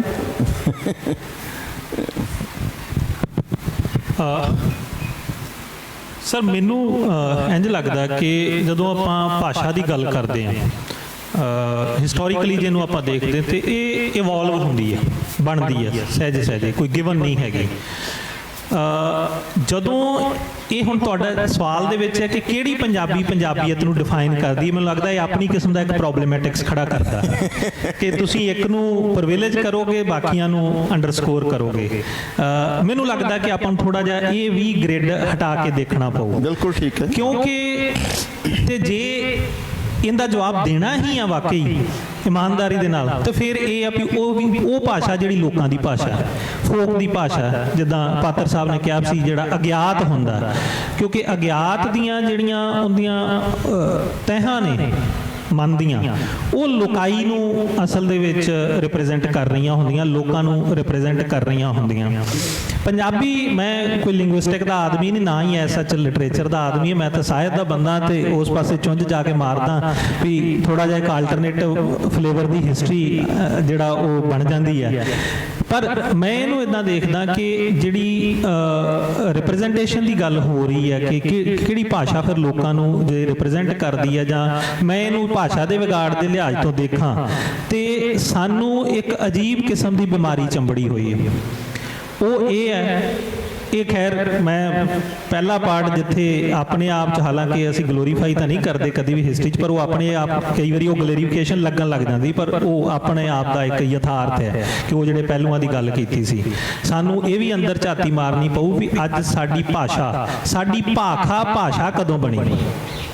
ਮੈਂ ਜੋਗਾ ਸਿੰਘ ਵਿਰਕ ਦਾ ਇੱਕ ਦਿਨ ਪੜ੍ਹ ਰਿਹਾ ਸੀ, ਉਹ ਭਾਖਾ ਲਿਖਿਆ ਹੋਇਆ, ਫਿਰ ਇਹ ਭਾਖਾ ਤੋਂ ਭਾਸ਼ਾ ਕਦੋਂ ਬਣ ਗਈ, ਤੇ ਸਾਡਾ ਬਠਿੰਡਾ ਜਾਣਾ ਕਦੋਂ ਬਣ ਗਿਆ। ਇਹ ਜਿਹੜਾ ਅਜੀਬ ਕਿਸਮ ਦਾ ਵਰਤਾਰਾ, ਔਰ ਖਾਸ ਤੌਰ ਤੇ ਪੰਜਾਬੀ ਇੰਟੈਲੀਜੈਂਸੀਆ ਦੇ ਅੰਦਰ ਹੈ, ਮੈਂ ਮਾਫੀ ਪਹਿਲਾਂ ਮੰਗ ਲੈਣਾ, ਇਹ ਇੰਟੈਲੀਜੈਂਸੀਆ ਦੇ ਅੰਦਰ ਜਿਹੜੀ ਬਿਮਾਰੀ ਆ ਕਿ ਅਸੀਂ ਜੇ, ਮੈਂ ਦੇਖਿਆ ਕਿ ਜੇ ਦੋ ਬੰਗਾਲੀ ਪ੍ਰੋਫੈਸਰ ਖਲੋਤੇ ਹੋਣਗੇ ਉਹ ਬੰਗਾਲੀ 'ਚ ਗੱਲ ਕਰਨਗੇ, ਗੁਜਰਾਤੀ ਹੋਣਗੇ ਉਹ ਗੁਜਰਾਤੀ 'ਚ ਗੱਲ ਕਰਨ ਹੋਣਗੇ, ਠੀਕ ਹੈ। ਸਾਡੇ ਪੰਜਾਬੀ ਜਿੱਥੇ ਵੀ ਚਾਰ ਇਕੱਠੇ ਹੋਣਗੇ, ਜਾਂ ਤਾਂ ਉਹ ਅੰਗਰੇਜ਼ੀ ਤੇ ਚਲੋ ਪੰਜਾਬੀ ਸੌਖੇ ਬੋਲ ਲੈਂਦੇ, ਪਰ ਹਿੰਦੀ ਔਖੇ ਹੋ ਕੇ ਬੋਲਦੇ ਮੇਰੇ ਵਰਗੇ ਵੀ, ਠੀਕ ਹੈ। ਇਹ ਜਿਹੜੀ ਪ੍ਰੋਬਲਮ ਹੈ, ਇਹ ਜਦੋਂ ਰਾਈਟਿੰਗ ਦੇ ਵਿੱਚ ਆ ਰਹੀ ਹੈ, ਤੇ ਕਿਤੇ ਨਾ ਕਿਤੇ ਮੈਨੂੰ ਲੱਗਦਾ ਵੀ ਜਿਹੜੇ ਸੈਗਮੈਂਟ ਨੂੰ ਅਸੀਂ ਰਿਪਰੈਜ਼ੈਂਟ ਕਰਨਾ ਹੈ, ਜਿਨ੍ਹਾਂ ਦੇ ਬਾਰੇ ਲਿਖਣਾ, ਠੀਕ ਹੈ, ਲਿਟਰੇਚਰ ਅਸੀਂ ਕਹਿੰਦੇ ਜੀ ਸਮਾਜ ਬਾਰੇ ਆ, ਉਹ ਮੈਨੂੰ ਲੱਗਦਾ ਉਹ ਕਿਤੇ ਨਾ ਕਿਤੇ ਸਮਾਜ ਤੋਂ ਡਾਈਵੋਰਸ ਹੁੰਦਾ ਜਾ ਰਿਹਾ, ਉਹਦੇ ਤੋਂ ਟੁੱਟਦਾ ਜਾ ਰਿਹਾ, ਤੇ ਇਸ ਕਰਕੇ ਜਿਹੜੀ ਲੋਕਾਈ ਦੀ ਭਾਸ਼ਾ, ਉਹ ਚਾਹੇ ਰਸਟਕ ਹੀ ਹੋਵੇ, ਉਹੀ ਮੈਨੂੰ ਲੱਗਦਾ ਵੀ ਫਿਰ ਉਹ ਪੰਜਾਬੀਅਤ ਨੂੰ ਡਿਫਾਈਨ ਕਰਦੀ। ਮੈਂ ਤੁਹਾਡੇ ਕੋਲੋਂ ਇਹੀ ਗੱਲ ਕਹਾਉਣਾ ਚਾਹੁੰਦਾ ਸੀ, ਇਸ ਕਰਕੇ ਕਿ ਸਾਡੇ ਵਾਸਤੇ ਵਾਰਿਸ ਅੱਜ ਵੀ ਜ਼ਿੰਦਾ ਹੈਗਾ, ਸਾਡੇ ਵਾਸਤੇ ਪੀਲੂ ਵੀ ਜ਼ਿੰਦਾ ਹੈਗਾ, ਸਾਡੇ ਜਿਹੜੇ ਸਾਰੇ ਕਿੱਸਾਕਾਰ ਹੈਗੇ ਆ, ਸਾਡੇ ਜਿਹੜੇ ਜੰਗਨਾਮੇ ਹੈਗੇ ਆ, ਲੋਕੀ ਉਹਨਾਂ ਦੀ ਭਾਸ਼ਾ ਅੱਜ ਵੀ ਬੋਲਦੇ ਹੈਗੇ ਆ। ਔਰ ਅਸੀਂ ਭਾਵੇਂ ਹੁਣ ਠੀਕ ਹੈ ਆਪਣੇ ਆਪ ਨੂੰ ਸਿਕੁੜ ਕੇ ਛੋਟੇ ਛੋਟੇ ਏਰੀਆ 'ਚ ਵੰਡ ਕੇ ਪੰਜਾਬੀ ਨੂੰ ਬੜਾ ਅਲੱਗ-ਅਲੱਗ ਰੂਪ ਦਿੱਤਾ ਹੋਇਆ ਹੈਗਾ, ਪਰ ਜਿਹੜੀ ਇੱਕ ਆਮ ਲੋਕਾਂ ਦੀ ਜ਼ੁਬਾਨ ਹੈਗੀ ਹੈ, ਉਹਨਾਂ 'ਚ ਅੱਜ ਵੀ ਵਾਰਿਸ ਬੋਲਦਾ ਹੈਗਾ, ਜਾਂ ਉਹਦੇ 'ਚ ਬੁੱਲੇ ਸ਼ਾਹ ਬੋਲਦਾ ਹੈਗਾ, ਤੇ ਇਹ ਜਿਹੜੀ ਇਸ ਕਰਕੇ ਜਿਹੜਾ ਇਸ ਕਿਸਮ ਦੀ ਭਾਸ਼ਾ ਬੋਲੇਗਾ ਉਹ ਪੰਜਾਬੀ ਹੈਗਾ, ਪੰਜਾਬੀਅਤ ਹੀ ਹੈਗੀ ਉਹਦੇ ਵਿੱਚ।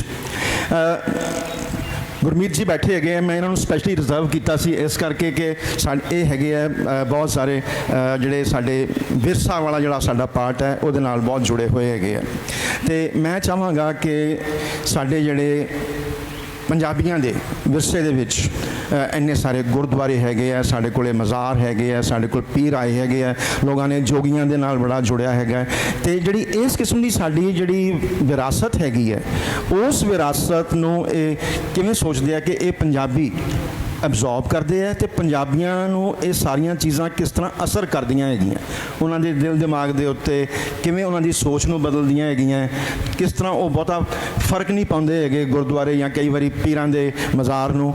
ਇਹ ਜਿਹੜੀ ਸੋਚ ਹੈਗੀ ਹੈ, ਇਹ ਕਿਸ ਕਿਸਮ ਦੀ ਸੋਚ ਹੈ ਜਿਹਦੇ ਨਾਲ ਪੰਜਾਬੀਆਂ ਦਾ ਇੱਕ ਸੁਭਾਅ ਬਣਦਾ ਹੈਗਾ। ਮੈਂ ਚਾਹਾਂਗਾ ਕਿ ਤੁਸੀਂ ਇਹਦੇ ਬਾਰੇ ਕੁਝ ਜ਼ਰੂਰ ਬੋਲੋ। हाँ जी, पंजाबी लैंग्वेज के बाद तुसीं मैनूं क्या बोलन नूं ते बड़ी गलत काम कीता तुसीं, क्योंकि मेरी पंजाबी भी अंग्रेजी च है। हाँ नहीं अच्छा, एक्चुअली जो तुसीं क्वेश्चन पूछा है ये बहुत ही कॉम्पलैक्स है, तो ये बारे अगर मैं गल करा तो ये बहुत ज़्यादा टाइम लगेगा, but as an architect as a Punjabi, तो जो मैं अगर मैं अपने वास्ते अगर पंजाबी दी कि पंजाबी कौन हैगा, तो मैं वो इस तरह डिफाइन करूँगी जिस तरह मैं अपने आप को करती हूँ, that I was born in Punjab, born in a Punjabi family, my parents are Sikhs, दे नाल we are all, and I will which मैं अंग्रेजी भी बोलूँगी, रिप्रजेंट जिहड़े हिस्टोरिकल इवेंट्स हुए ने पंजाब विच, विक्टिम्स नहीं कहूँगी, but we are products of the circumstances, historical circumstances. तो जिहड़ी मेरी थ्योरी है वो किताबां चों नहीं निकली, मेरी थ्योरी अपनी पर्सनल एक्सपीरियंस तो निकली है, and I feel that is very very important for Punjab, क्योंकि पंजाबी सोसाइटी एक एगैलिटेरियन सोसाइटी है, जिस तरह पात्र साहब ने गल कीता, असीं ज़मीन तो निकले हैं एंड असीं दरबारी नहीं है, in spite of all the feudal systems असी एक एगैलिटेरियन सोसाइटी है। मेरा मैं गुरदासपुर दी हूँ, छोटा जिहा ग्लिम्स कि भी मेरी फैमिली कॉन्टेक्स्ट की है जिहदा मैं प्रोडक्ट हाँ। मेरे नानके लाहौर तो ने नकई फैमिली, उन्होंने पिछोकड़ मैरिड टू महाराजा रणजीत सिंह माई नकैन, मेरे दादके गुरदासपुर तो ने, उन्हें मेरे दादी जी दे father was one of the builders of Lutyens Delhi, उन्होंने नॉर्थ ब्लॉक की बिल्डिंग की थी, उस तो पहला उन्होंने कैनाल्स की बिल्डिंग विच कॉन्ट्रैक्टर सीगे। My father went to St Stephen's, तो उसके बाद वो एयर फोर्स ज्वाइन किए, बाद विच वो आके फार्मिंग की उन्होंने गुरदासपुर विच। ਸੋ ਹੁਣ ਮੈਂ ਆਪਣੀ ਜਨਰੇਸ਼ਨ ਦੇਖਦੀ ਹਾਂ, ਇਹ 4th 5th ਜਨਰੇਸ਼ਨ ਹੈ ਜਿਹੜੀ ਕਨਵੈਂਟ ਸਕੂਲ 'ਚ ਪੜ੍ਹੀ ਹੈ। ਸੋ ਪੰਜਾਬ ਜਿਹੜਾ ਨਾਰਥ ਵੈਸਟ ਫਰੰਟੀਅਰ ਤੋਂ ਲੈ ਕੇ ਦਿੱਲੀ ਤੱਕ ਸੀਗਾ, ਅਸੀਂ ਉਸ ਦੇ ਪ੍ਰੋਡਕਟ ਹੈਗੇ। ਸੋ ਜੀਓਗ੍ਰਾਫੀ ਨੂੰ ਤੁਸੀਂ ਕਲਚਰ ਤੋਂ ਡਿਸਕਨੈਕਟ ਨਹੀਂ ਕਰ ਸਕਦੇ। ਤੁਸੀਂ ਕਰ ਰਹੇ ਸੀਗੇ ਇੰਡਸ ਵੈਲੀ ਸਿਵਲਾਈਜੇਸ਼ਨ ਦੀ ਗੱਲ, ਤੇ ਪਰ ਮੈਂ ਇਹਦੀ ਗੱਲ ਕਰੂੰਗੀ ਕਿ ਵੀ ਪੰਜਾਬ ਜਿਹੜਾ ਹੈਗਾ was the threshold. India begins here is ਜਿਹੜਾ ਪੰਜਾਬ ਟੂਰਿਜ਼ਮ ਨੇ ਸਲੋਗਨ ਕੀਤਾ ਸੀ, ਉਹ ਮੈਂ ਗੁਰਮੀਤ ਜੀ ਤੋਂ ਸੁਣਿਆ ਸੀਗਾ, and he is not hair today, ਕਿ ਬਈ ਅੰਗਰੇਜ਼ੀ ਨੇ ਜਿਹੜੇ ਸੀ ਕੋਸਟ ਤੋਂ ਆਏ, ਬਾਕੀ ਜਿੰਨੇ ਵੀ ਲੋਕ ਜਿੰਨੇ ਵੀ ਸਿਵਲਾਈਜੇਸ਼ਨਸ ਇੰਡੀਅਨ ਸਬ ਕੰਟੀਨੈਂਟ ਵਿੱਚ ਐਂਟਰ ਕੀਤੇ, ਉਹ ਪੰਜਾਬ ਦੇ ਥ੍ਰੈਸ਼ੋਲਡ ਤੋਂ ਐਂਟਰ ਕੀਤੇ ਨੇ। ਤੇ ਜਦੋਂ ਸਿਵਲਾਈਜੇਸ਼ਨਸ ਆਏ ਬਾਈ ਅਗਰੈਸ਼ਨ ਨਾਲ ਆਏ, ਭਾਵੇਂ ਰਿਲੀਜੀਅਸ ਥਾਟਸ ਆਏ, ਇਹਨਾਂ ਨੇ ਇੰਪੈਕਟ ਕੀਤਾ। ਐਂਡ ਇਨਫੈਕਟ ਇੱਕ ਡਾਕੂਮੈਂਟ ਜਿਹੜਾ ਮੈਂ ਪ੍ਰਿਪੇਅਰ ਕੀਤਾ ਸੀ ਕਿ ਬਿਗ ਦਾ ਜਿਹੜਾ ਸਾਡਾ ਬਾਦਸ਼ਾਹੀ ਸੜਕ ਹੈ, ਜਿਹੜੀ ਗ੍ਰੈਂਡ ਟਰੰਕ ਰੋਡ ਹੈ ਬਾਦ ਦੀ, ਉਹ ਉਸ ਤੋਂ ਬੁੱਧਿਸਟ ਪੀਰੀਅਡ ਵਿੱਚ ਉਹ ਉੱਤਰਾਪਥ ਕਹਿੰਦੇ ਸੀ ਉਹਨੂੰ, ਐਂਡ ਉਹ ਜਾ ਕੇ ਸਿਲਕ ਰੂਟ ਨੂੰ ਕਨੈਕਟ ਕਰਦੀ ਸੀਗੀ। ਸੋ ਸਭ ਤੋਂ ਇੰਪੋਰਟੈਂਟ ਉਹਦੀ ਇਹ ਦੇਣ ਸੀਗੀ ਉਹ ਰੋਡ ਦੀ, if you talk about thought and a melting pot. Buddhism Indian subcontinent ਤੋਂ ਸੈਂਟਰਲ ਏਸ਼ੀਆ ਇੱਥੋਂ ਗਈ, ਇਸਲਾਮ ਸੈਂਟਰਲ ਏਸ਼ੀਆ ਤੋਂ ਇੰਡੀਆ ਇਹਦੇ ਵਿੱਚੋਂ ਆਈ, ਪੰਜਾਬ ਦੇ ਵਿੱਚੋਂ। ਜਿਹੜੇ ਫਿਨੋਮੇਨਾ ਸਾਡੇ ਕ੍ਰਾਫਟ ਟ੍ਰੈਡੀਸ਼ਨਸ ਦੇ ਨੇ, ਜਿਹਦੇ ਥਰੂ ਬਿਲਡਿੰਗਸ ਬਣੀਆਂ, ਮਿਊਜ਼ਿਕ, ਪੋਇਟਰੀ, ਇਹ ਸਾਰੀਆਂ ਚੀਜ਼ਾਂ is a product of the geography of Punjab. And unfortunately ਜਦੋਂ ਮੈਂ ਟਾਈਟਲ ਦੇਖਦੀ ਹਾਂ on literature and culture, cultural heritage ਜਿਹੜਾ ਇੱਕ ਫਿਜ਼ੀਕਲ ਮੈਨੀਫੈਸਟੇਸ਼ਨ ਹੁੰਦਾ ਹੈ ਕਲਚਰ ਦਾ, ਉਹ ਹਮੇਸ਼ਾ ਡ੍ਰੌਪ ਹੋ ਜਾਂਦਾ ਹੈ, ਉਹਦੇ ਵੱਲ ਧਿਆਨ ਨਹੀਂ ਜਾਂਦਾ। ਪਰ ਮੈਂ ਇਹ ਦੇਖ ਰਹੀ ਹਾਂ ਕਿ ਕਾਫੀ ਹਿਸਟੋਰੀਅਨਸ ਹੁਣ not just me, Romila Thapar onwards, ਜਿਹੜੇ ਮਟੀਰੀਅਲ ਕਲਚਰ ਨੂੰ ਪ੍ਰੈਕਟਿਸਿਸ ਦੇ ਨਾਲ ਲਿੰਕ ਕਰਦੇ ਹਨ। ਮੈਂ ਇਹ ਵੀ ਦੇਖਦੀ ਹਾਂ ਕਿ ਜਦੋਂ ਸਾਡੇ ਵਰਗੇ architects try to understand intangible heritage, ਜਿਹਦੇ ਵਿੱਚ ਪੋਇਟਰੀ, ਹਿਸਟਰੀ, ਇਹ ਸਾਰਾ ਕੁਝ ਆਉਂਦਾ ਹੈ, very little effort is done by the people ਜਿਹੜੇ intangible heritage ਵਿੱਚ engaged ਨੇ to understand ਕਿ ਸਾਡੇ ਜਿਹੜੇ material culture ਹੈ ਇਹ ਸਾਨੂੰ ਕੀ ਦੱਸਦੀ ਹੈ। ਸੋ ਪਿਛਲੇ 25 ਸਾਲ ਤੋਂ ਮੈਂ ਹੈਰੀਟੇਜ ਕੰਜ਼ਰਵੇਸ਼ਨ ਕਰ ਰਹੀ ਹਾਂ ਪੰਜਾਬ ਵਿੱਚ, ਤੇ the reason ਮੈਂ ਪੰਜਾਬ ਕਿਉਂ ਆਈ, ਕਿਉਂਕਿ ਮੈਂ ਤੇ ਦਿੱਲੀ 'ਚ ਬੇਸਡ ਸੀਗੀ, ਮੇਰੀ ਪੜ੍ਹਾਈ ਵੀ ਬਾਹਰ ਹੈਗੀ, is because as a Punjabi ਮੈਂ ਆਪਣੇ ਆਪ ਨੂੰ ਡਿਸਕਵਰ ਕਰਨਾ ਸੀ। ਇਹ ਡਿਸਕਵਰੀ ਕਰਨ ਵਾਸਤੇ ਮੈਂ ਪਾਕਿਸਤਾਨ ਵੀ ਗਈ ਸੀ 1996। ਉਦੋਂ ਮੇਰੇ ਨਾਨਾ ਜੀ ਦੇ ਜਿਹੜੇ ਬ੍ਰਦਰ ਸੀਗੇ ਉਹ ਚੀਫ ਮਿਨਿਸਟਰ ਸੀਗੇ ਆਫ ਪਾਕਿਸਤਾਨ ਪੰਜਾਬ, ਸਰਦਾਰ ਆਰਿਫ ਮੁਹੰਮਦ ਨਕਈ। ਤੇ ਸਾਡੀ ਫੈਮਿਲੀ ਆਪ ਹੀ ਰਿਪਰੈਜ਼ੈਂਟ ਕਰਦੀ ਹੈ ਕਿ ਪਿਛਲੇ 100 ਸਾਲ ਦੀ ਪੰਜਾਬ ਦੀ ਹਿਸਟਰੀ, ਕਲਚਰ ਕੀ ਸੀਗੀ ਔਰ ਕੀ ਹੈ। ਇਹਦੇ ਬਾਰੇ ਇਨ ਟਰਮਸ ਆਫ ਲਰਨਿੰਗਸ ਮੇਰੀਆਂ ਕੀ ਹੋਈਆਂ ਨੇ, ਕਿਸ ਤਰੀਕੇ ਦੇ, ਕਿਹੜੀ ਬਿਲਡਿੰਗ ਨੇ ਮੈਨੂੰ ਕੀ ਚੀਜ਼ ਸਿਖਾਈ ਹੈ ਪੰਜਾਬ ਦੇ ਬਾਰੇ, 2-3 ਸਿੰਬਲਸ ਨੇ ਜਿਹੜੇ ਮੈਂ ਫਿਲੋਸੋਫਿਕਲੀ ਕਹੂੰਗੀ, ਜਿਹੜੀ ਪੰਜਾਬ ਦੇ ਇਤਿਹਾਸ ਤੇ ਕਲਚਰ ਦੇ ਬਾਰੇ ਦੱਸਦੀ ਹੈ। ਇੱਕ ਹੈ ਜਿਹੜੀ ਸਾਡੀ ਸਕੁਆਇਰ ਫਾਰਮ ਹੈ ਸਾਡੀ ਬਿਲਡਿੰਗਸ ਦਾ, ਭਾਵੇਂ ਤੁਸੀਂ ਮੁਗਲਾਂ ਦੇ ਟਾਈਮ ਦੀ ਸਰਾਵਾਂ ਦੇਖ ਲਓ, ਭਾਵੇਂ ਅਸੀਂ ਆਪਣੇ 16th-17th ਸੈਂਚੁਰੀ ਦੇ ਮੰਦਿਰ ਦੇਖ ਲਈਏ ਜਿਨ੍ਹਾਂ ਦੇ ਚੌਕ ਹੁੰਦੇ ਸੀ, ਕੋਠੇ, ਵਿਹੜੇ ਹੁੰਦੇ ਸੀ, ਭਾਵੇਂ ਅਸੀਂ ਆਪਣੇ ਘਰ ਦੇਖ ਲਈਏ ਵਿਹੜੇ ਵਾਲੇ, ਜਾਂ ਅਸੀਂ ਗੁਰਦੁਆਰੇ ਆਰਕੀਟੈਕਚਰ ਨੂੰ ਦੇਖੀਏ, ਦਰਬਾਰ ਸਾਹਿਬ ਨੂੰ ਦੇਖੀਏ, with not just Darbar Sahib but other Sikh ਸ਼ਰਾਈਨਸ also, ਕਿ ਜਿਹੜੀ ਇਨਕਲੂਸਿਵਨੈਸ, ਜਿਹੜੀ ਪਨਾਹ ਇਹ ਫਾਰਮ ਦਿੰਦੀ ਹੈ, ਇਹ ਬਹੁਤ ਜ਼ਰੂਰੀ ਹੈ। ਇਹ ਬਹੁਤ ਇੰਪੋਰਟੈਂਟ ਐਸਪੈਕਟ ਹੈਗੀ ਸਾਡੇ ਕਲਚਰਲ ਹੈਰੀਟੇਜ ਦੀ, that we are a very inclusive society, ਤੇ ਸਾਡਾ ਮਟੀਰੀਅਲ ਕਲਚਰ ਇਹਨੂੰ ਰਿਪਰੈਜ਼ੈਂਟ ਕਰਦਾ ਹੈ। ਤੇ ਇਸ ਕਰਕੇ ਇਹਨੂੰ ਬਚਾਉਣਾ ਬਹੁਤ ਜ਼ਰੂਰੀ ਹੈ, ਕਿਉਂਕਿ ਕਿਤਾਬਾਂ ਅੱਜ ਕੱਲ੍ਹ ਲੋਕ ਪੜ੍ਹਦੇ ਨਹੀਂ ਹੈ, ਪਰ ਬਿਲਡਿੰਗਸ ਤੁਹਾਡੇ ਸਾਹਮਣੇ ਖੜੀਆਂ ਨੇ, ਪਰ ਇਹਨਾਂ ਨੂੰ ਜਦੋਂ ਰਿਸਟੋਰ ਕਰਕੇ ਤੁਸੀਂ ਇਹਨੂੰ ਨਈ ਮੀਨਿੰਗ ਦਿੰਦੇ ਹੋ, ਤੁਹਾਨੂੰ ਉਹ ਪ੍ਰਿੰਸੀਪਲਸ ਦੇ ਨਾਲ ਅਲਾਈਨ ਹੋਣਾ ਬਹੁਤ ਜ਼ਰੂਰੀ ਹੈ। ਅਗਰ ਤੁਸੀਂ ਉਹਨੂੰ ਐਂਟਰਟੇਨਮੈਂਟ ਵਰਗੇ ਤੁਸੀਂ ਇਹਨੂੰ ਰਿਡਿਊਸ ਕਰ ਦਿਓ, ਮੈਨੂੰ ਬੜੀ ਪ੍ਰੋਬਲਮ ਹੈਗੀ ਕਿ ਵੀ ਅਸੀਂ ਐਜ਼ ਅੰਮ੍ਰਿਤਸਰ ਸਿਟੀਜ਼ਨਸ ਅਸੀਂ ਆਵਾਜ਼ ਨਹੀਂ ਚੁੱਕੀ ਕਿ ਜਲਿਆਂਵਾਲਾ ਬਾਗ ਦਾ ਕੀ ਕਰਤਾ ਇਹਨਾਂ ਨੇ ਇੰਟਰਪ੍ਰੀਟੇਸ਼ਨ, ਅਸੀਂ ਆਵਾਜ਼ ਨਹੀਂ ਚੁੱਕੀ ਕਿ ਟਾਊਨ ਹਾਲ ਦੇ ਨਾਲ ਤੁਸੀਂ ਕੀ ਫੂਡ ਸਟਰੀਟ ਬਣਾਤੀ, ਕਦੇ ਬਿਲਡਿੰਗ ਟਾਊਨ ਹਾਲ ਵੀ ਕਦੇ ਸਟਰੀਟ ਬਣ ਸਕਦੀ ਹੈ ਟਾਈਪੋਲੋਜੀ।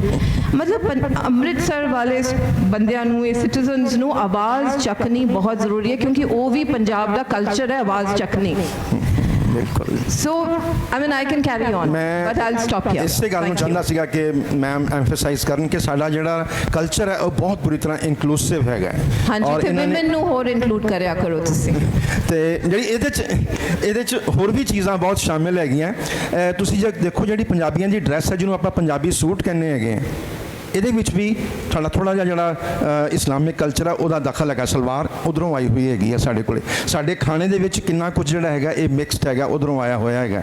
ਇਹ ਸਾਰਾ ਕੁਝ ਸਾਡੇ ਡਾਂਸ ਦੇ ਵਿੱਚ ਵੀ, ਜਿਹਨੂੰ ਅਸੀਂ ਭੰਗੜਾ ਕਹਿੰਦੇ ਹਾਂ, ਸੰਮੀ ਦਾ ਡਾਂਸ ਜਿਹੜਾ ਪਰਲੇ ਪਾਸੇ ਚੱਲਦਾ ਉਹ ਵੀ ਵਿੱਚ ਆ ਜਾਂਦਾ ਹੈਗਾ।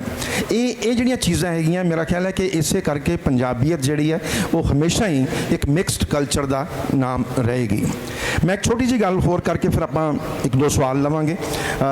ਭੰਡਾਲ ਸਾਹਿਬ ਨੂੰ ਪੁੱਛਾਂਗੇ ਕਿ ਇੱਕ ਤਾਂ ਆਪਾਂ ਹੁਣੇ ਗੱਲ ਕੀਤੀ ਹੈ ਕਿ ਪੰਜਾਬੀਆਂ ਦੇ ਜਿਹੜੇ ਹੀਰੋ ਹੈਗੇ ਆ ਉਹ ਸਾਰੇ ਬਾਗੀ ਬੰਦੇ ਹੈਗੇ ਆ। ਉਹ ਬਾਗੀ ਹੁੰਦੇ, ਚਾਹੇ ਉਹ ਕਈ ਵਾਰੀ ਜੱਗਾ ਡਾਕੂ ਵੀ ਹੋ ਸਕਦਾ ਹੈਗਾ, ਚਾਹੇ ਉਹ ਮਿਰਜ਼ਾ ਹੋਵੇ, ਚਾਹੇ ਕੋਈ ਭਗਤ ਸਿੰਘ ਵੀ ਬਾਗੀ ਹੈਗਾ, ਉਹ ਵੀ ਸਾਡਾ ਹੀਰੋ ਹੈਗਾ। ਇਸ ਤਰ੍ਹਾਂ ਹੀ ਹੋਰ ਹੈਗੇ ਆ। ਅਤੇ ਐਟ ਦਾ ਸੇਮ ਟਾਈਮਸ ਪੰਜਾਬੀਆਂ ਬਾਰੇ ਇੱਕ ਇਹ ਵੀ ਇਮੇਜ ਹੈਗਾ ਕਿ ਉਹ ਬੜੇ ਮਾਰਸ਼ਲ ਰੇਸ ਹੈਗੀ ਬੜੀ। ਕੀ ਇਹ ਜੈਨੂਇਨ ਹੈਗੀ ਹੈ ਕਿ ਅਸੀਂ ਮਾਰਸ਼ਲ ਹੈਗੇ ਹਾਂ, ਜਾਂ ਇਹ ਸਾਨੂੰ ਕਿਸੇ ਹੋਰ ਪਾਸੋਂ ਸਾਡੇ 'ਤੇ ਇੰਪੋਜ਼ ਹੋਈ ਹੈ? ਇਹ ਮੈਂ ਜਰਾ ਚਾਹਾਂਗਾ ਕਿ ਭੰਡਾਲ ਸਾਹਿਬ ਇਹਦੇ ਬਾਰੇ ਕੋਈ ਦੋ ਚਾਰ ਗੱਲਾਂ ਦੱਸਣ ਸਾਨੂੰ।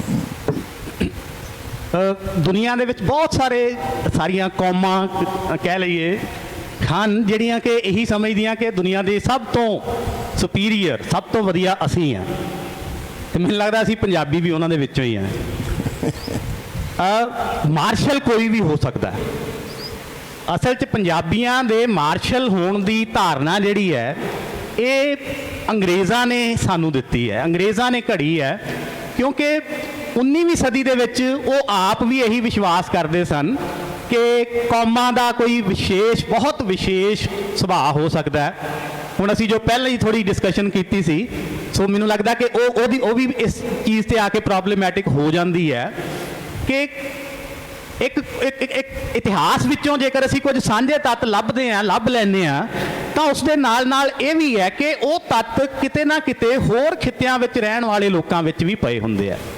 ਲੜਨ ਦੀ ਜਿੱਥੋਂ ਤੱਕ ਗੱਲ ਹੈ, ਜੇਕਰ ਪੰਜਾਬੀ ਲੜਨ ਵਾਲੇ ਨੇ, ਮਾਰਸ਼ਲ ਨੇ, ਤਾਂ ਹੋਰ ਵੀ ਬਹੁਤ ਸਾਰੇ ਲੋਕ ਜਿਹੜੇ ਨੇ ਉਸੇ ਤਰੀਕੇ ਦੇ ਨਾਲ ਹੀ ਮਾਰਸ਼ਲ ਨੇ।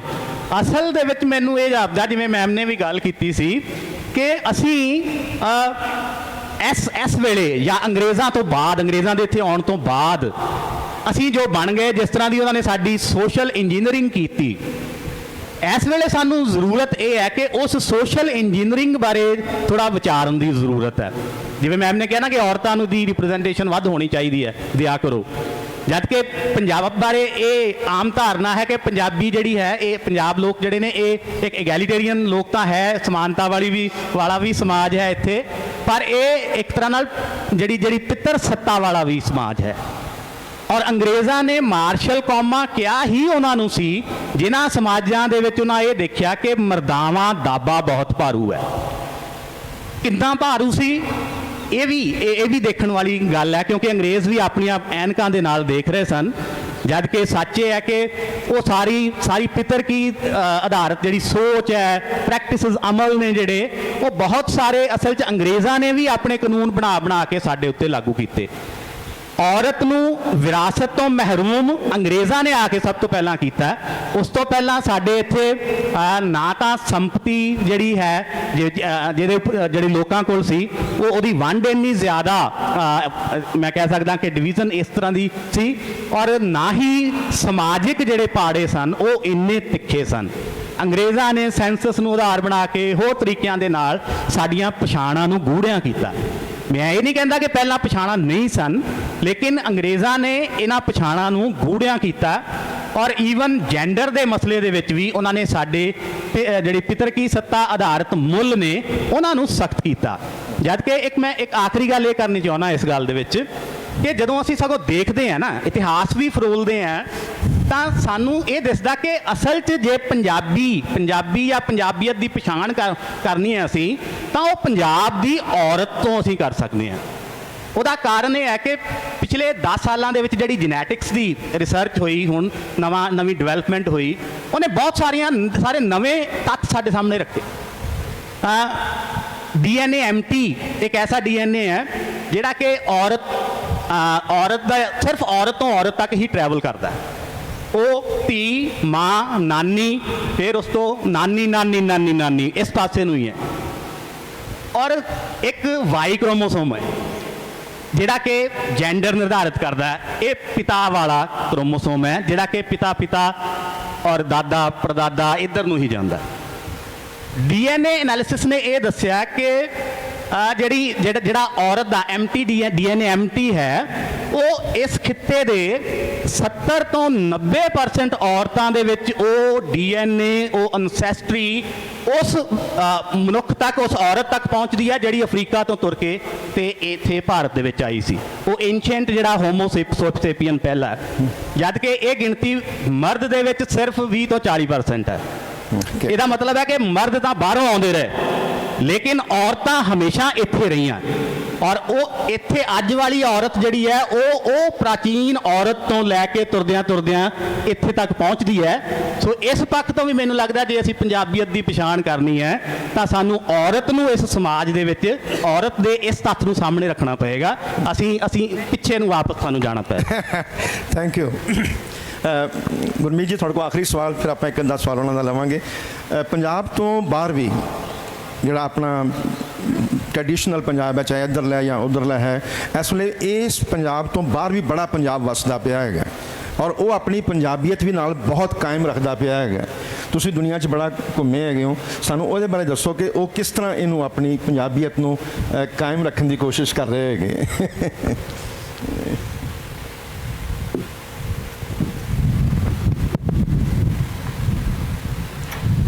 हाँ जी, ਹੁਣ ਜਿਹੜਾ ਤੁਸੀਂ ਬਾਹਰਲਾ ਡਾਇਸਪੋਰਾ ਦੀ ਗੱਲ ਕਰ ਰਹੇ ਹੋ, ਇੱਕ ਤੇ ਮੈਂ ਇੱਕ ਚੀਜ਼ ਨੋਟ ਕੀਤੀ ਹੈ ਕਿ ਜਿਹੜੇ ਫੈਮਿਲੀਜ਼ 1960s ਜਾਂ 50s ਵਿੱਚ ਗਏ ਨੇ ਉਹਨਾਂ ਦੇ ਪੰਜਾਬੀ ਬੋਲ ਤੇ ਉਹਨਾਂ ਦੇ ਐਕਸੈਂਟ ਹੁਣੇ ਵੀ ਉਸ ਪਿੰਡ ਵਾਲੇ ਹੀ ਫਰੋਜ਼ਨ ਨੇ ਟਾਈਮ। ਹਾਂ, ਮੇਰੇ ਖਿਆਲ ਉਹਨਾਂ ਨੇ ਐਫਰਟ ਵੀ ਨਹੀਂ ਕੀਤੀ ਅੰਗਰੇਜ਼ੀ ਜਾਂ ਕੋਈ ਹੋਰ ਲੈਂਗੁਏਜ ਸਿੱਖਣ ਦੀ।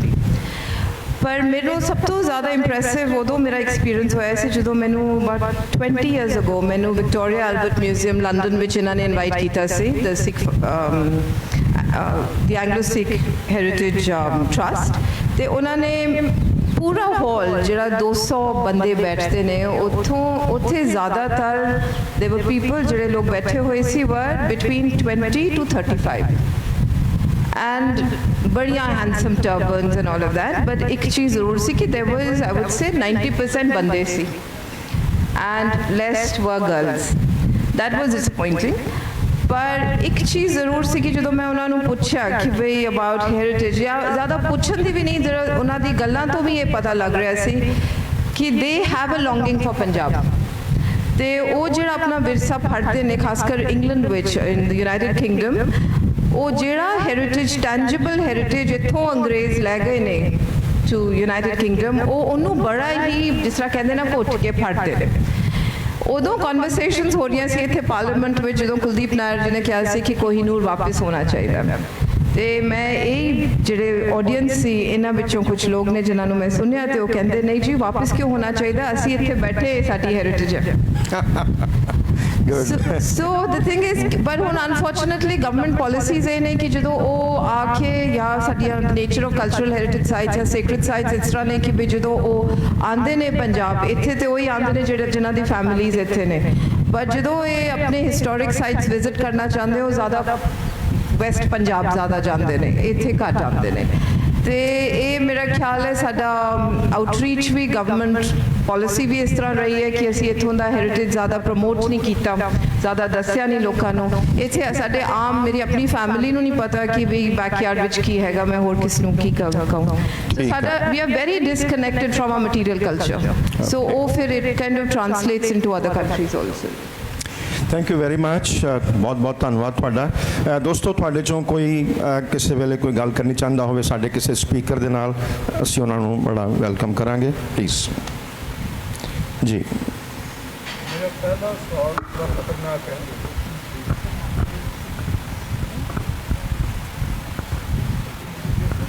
ਪਹਿਲਾ ਸਵਾਲ ਇਹ ਹੈ ਕਿ ਅਸੀਂ ਪੰਜਾਬੀਅਤ ਦੀ ਗੱਲਬਾਤ ਕਰ ਰਹੇ ਹਾਂ। ਇੱਕ ਦੋ ਸੈਮੀਨਾਰਸ ਦੇ ਵਿੱਚ ਵੀ ਗੱਲਬਾਤ ਹੋਈ ਤੇ ਇਹੀ ਸਵਾਲ ਮੇਰੇ ਜ਼ਿਹਨ ਦੇ ਵਿੱਚ ਹੁਣ ਤੱਕ ਅੜਪਦਾ ਪਿਆ।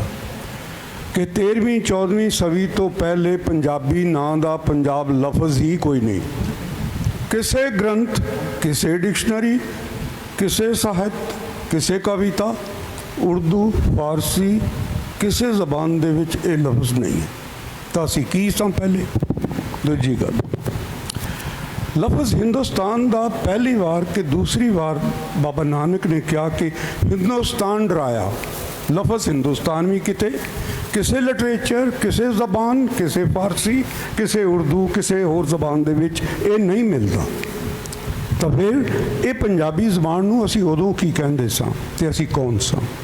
ਸੈਕੰਡਲੀ, ਸਵਾਲ ਇਹ ਹੈ ਕਿ ਇੱਕ ਬੜਾ ਮੁਹਿੰਮ ਜੀਆਂ ਚੱਲ ਪੈਂਦੀਆਂ ਨੇ ਤੇ ਇਹ ਕਿਹਾ ਜਾਂਦਾ ਪੰਜਾਬੀ ਅਪਣਾਓ, ਪੰਜਾਬੀ ਅਪਣਾਓ, ਪੰਜਾਬੀ ਅਪਣਾਓ। ਪੰਜਾਬੀ ਨੂੰ ਤੁਸੀਂ ਆਪਦੇ ਜ਼ੋਰੋ ਜ਼ਬਰ ਦੇ ਨਾਲ ਕਿਸੇ ਉੱਤੇ ਕਿਵੇਂ ਕਹਿ ਸਕਦੇ ਤੂੰ ਪੰਜਾਬੀ ਬੋਲ? ਅਸੀਂ ਹੁਣ ਬੋਲਦੇ ਹਾਂ ਤੇ ਸਾਡੇ ਮੂੰਹ ਦੇ ਉੱਤੇ ਇਹੋ ਜਿਹਾ ਅਲਫਾਜ਼ ਚੜ੍ਹੇ ਪਏ ਨੇ ਕਿ ਫਟ ਅੰਗਰੇਜ਼ੀ ਦਾ ਲਫ਼ਜ਼ ਆ ਜਾਂਦਾ ਕਿ ਮੈਂ ਵਿੱਚ ਉਹਨੂੰ ਵਿੱਚ ਪਾ ਦੇਣਾ ਨਾ। ਮੈਂ ਇਸ ਚੀਜ਼ ਨੂੰ ਲੱਭਦਾ ਰਿਹਾ ਕਿ ਪੰਜਾਬੀ ਕਿਉਂ ਬੋਲਦਾ ਤੇ ਕਿਉਂ ਪੜ੍ਹਦਾ। ਮੈਨੂੰ ਇਸ ਦਾ ਜਵਾਬ ਨਹੀਂ ਲੱਭਾ। ਮੈਂ ਸਾਰੀ ਯੂਨੀਵਰਸਿਟੀਆਂ 'ਚ ਵੀ ਗਿਆ। ਮੈਂ ਇੱਕ ਘੁਮੱਕੜ ਬੰਦਾ, ਘੁੰਮਦਾ ਫਿਰਦਾ ਰਹਿਣਾ। ਮੇਰਾ ਸਬਜੈਕਟ ਜਿਹੜਾ ਹੈ ਕਿ ਐਨਵਾਇਰਨਮੈਂਟ, ਵਾਤਾਵਰਨ ਦੀਆਂ ਵਿਗਿਆਨ ਦੇ ਨਾਲ ਤਾਲੁਕ ਹੈ ਮੇਰਾ। ਸੋ ਇਸ ਤਰ੍ਹਾਂ ਕਰਕੇ ਮੈਨੂੰ ਪਤਾ ਲੱਗਾ ਕਿ ਛੱਟੀ ਸਿੰਘਪੁਰਾ ਦੇ ਵਿੱਚ ਕਤਲੇਆਮ ਹੋ ਗਿਆ ਹੈ ਤੇ ਮੈਂ ਕਿਸੇ ਉਸ ਇਲਾਕੇ ਦੇ ਵਿੱਚ ਉਦੋਂ ਸਾਂ ਤੇ ਮੈਂ ਉੱਥੇ ਜਾਣਾ ਚਾਹਿਆ। ਉੱਥੇ ਕੀ ਹੋਇਆ ਕਿ ਮੈਂ ਜਿਸ ਵੇਲੇ ਅਨੰਤਨਾਗ ਤੋਂ ਮਟਨ ਪਹੁੰਚਿਆ, ਉੱਥੇ 2 ਲੜਕੇ ਸਿੱਖਾਂ ਦੇ ਸਿੱਖ ਫੈਸ਼ਨ ਦੇ ਵਿੱਚ ਜਿਨ੍ਹਾਂ ਨੇ ਪਟਕੇ ਬੰਨੇ ਹੋਏ ਸੀ ਤੇ ਕੰਨ 'ਤੇ ਲੱਤਾਂ ਲਟਕਾ ਕੇ ਉੱਥੇ ਬੈਠੇ ਹੋਏ ਸੀ। ਮੈਨੂੰ ਰਾਹ ਦਾ ਨਹੀਂ ਸੀ ਪਤਾ, ਨਾ ਹੀ ਮੇਰੇ ਨਾਲ ਦੇ ਜੋ ਡਰਾਈਵਰ ਨੂੰ ਉਹਨੂੰ ਪਤਾ ਸੀ। ਅਸੀਂ ਕਿਹਾ ਬਈ ਸਾਨੂੰ ਰਾਹ ਦੱਸ ਸਕਦੇ, ਅਸੀਂ ਛੱਟੀ ਸਿੰਘਪੁਰਾ ਜਾਣਾ। ਉਹ ਮੁੰਡੇ ਜਿਸ ਵੇਲੇ ਬੋਲਿਆ, ਆਖੇ ਤੁਸੀਂ ਕਿੱਥੋਂ ਆਏ ਜੇ? ਅਸੀਂ ਕਿਹਾ ਬਈ ਮੈਂ ਤਾਂ ਪੰਜਾਬ ਤੋਂ ਆਇਆ। ਤੇ ਫਿਰ ਤੁਸੀਂ ਪੰਜਾਬੀ 'ਚ ਗੱਲ ਕਰੋ ਨਾ ਮੇਰੇ ਨਾਲ, ਤੁਸੀਂ ਵਿੱਚ ਉਰਦੂ ਕਿਉਂ ਬੋਲਦੇ ਜੇ ਪਏ?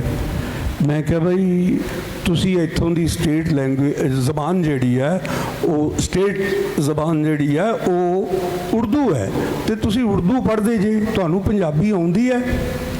ਉਹ ਕਹਿੰਦਾ ਹਾਂ ਜੀ, ਅਸੀਂ ਲਿਖ ਵੀ ਲੈਂਦੇ ਹਾਂ, ਅਸੀਂ ਪੜ੍ਹ ਵੀ ਲੈਂਦੇ ਹਾਂ, ਅਸੀਂ ਬੋਲ ਵੀ ਲੈਂਦੇ ਹਾਂ, ਘਰਾਂ 'ਚ ਅਸੀਂ ਇਹੀ ਹੀ ਬੋਲਦੇ ਹਾਂ ਤੇ ਨਾਲ ਅਸੀਂ ਆਪਦੀ ਜਿਹੜੀ ਹੈ ਕਸ਼ਮੀਰੀ ਵੀ ਬੋਲਦੇ ਹਾਂ। ਮੇਰਾ ਖਿਆਲ ਹੈ ਕਿ 1 ਮਿੰਟ ਹੋ ਗਿਆ ਜੀ। ਉਸ ਤੋਂ ਬਾਅਦ ਮੈਂ ਕਿਹਾ ਵੀ ਇਹ ਤੁਸੀਂ ਜਿਹੜਾ ਹੈਗਾ ਉਰਦੂ ਤੇ ਅੰਗਰੇਜ਼ੀ ਤੇ ਸਾਰੀਆਂ ਜ਼ਬਾਨਾਂ ਨੂੰ ਛੱਡ ਕੇ ਪੰਜਾਬੀ ਕਿਉਂ ਪੜ੍ਹਦੇ ਜੀ?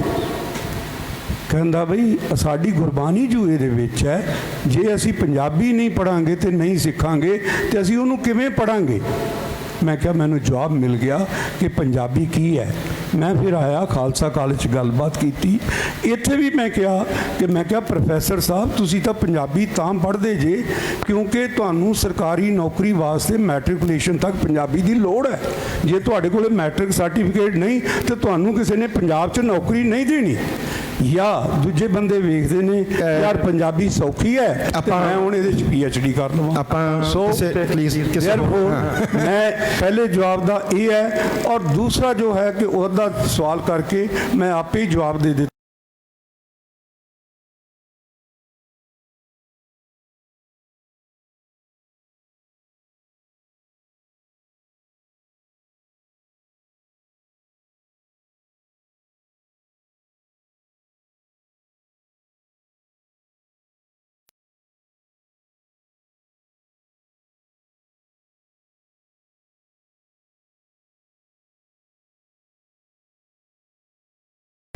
ਗੁਰਮੀਤ ਜੀ ਕੁਝ ਕਹਿਣਗੇ ਇਹਦੇ ਬਾਰੇ ਜ਼ਰਾ। ਹਾਂਜੀ, ਮੇਰੇ ਖਿਆਲ ਤੁਹਾਡੇ ਕੁਐਸਚਨ ਵਿੱਚ ਹੀ ਆਨਸਰ ਹੈਗਾ ਤੁਹਾਡਾ। ਬਿਲਕੁਲ, ਹਾਂ। ਸੋ ਜਿਹੜੇ ਤੁਹਾਡੇ ਉਹ 2 ਲੜਕੇ ਤੁਹਾਨੂੰ ਮਟਨ 'ਚ ਮਿਲੇ ਜਿਹੜੇ ਉਹਨਾਂ ਨੇ ਦੱਸਿਆ, ਪਰ ਮੈਂ ਤੁਹਾਨੂੰ ਜਦੋਂ ਤੁਸੀਂ ਕਹਿੰਦੇ ਨਾ ਪੰਜਾਬੀ ਕਿਉਂ ਬੋਲਣੀ ਚਾਹੀਦੀ ਹੈ, ਤੇ ਮੈਂ ਕਿਹਾ ਇੰਸਟੈਡ ਆਫ ਜਿਹੜੇ ਸੁਰਜੀਤ ਪਾਤਰ ਸਾਹਿਬ ਵਰਗੇ ਕੋਈ ਜਵਾਬ ਦੇਣ ਜਿਹਨਾਂ ਜਿਹੜੇ ਬਿਲਕੁਲ ਹੀ ਵਿਦਵਾਨ ਨੇ ਉਹ ਜਵਾਬ ਦੇਣ ਤੋਂ ਤਾਂ ਚੰਗਾ ਹੈ ਉਹ ਬੋਲਣ ਜਿਹਨਾਂ ਨੂੰ ਪੰਜਾਬੀ ਆਉਂਦੀ ਨਹੀਂ ਹੈ।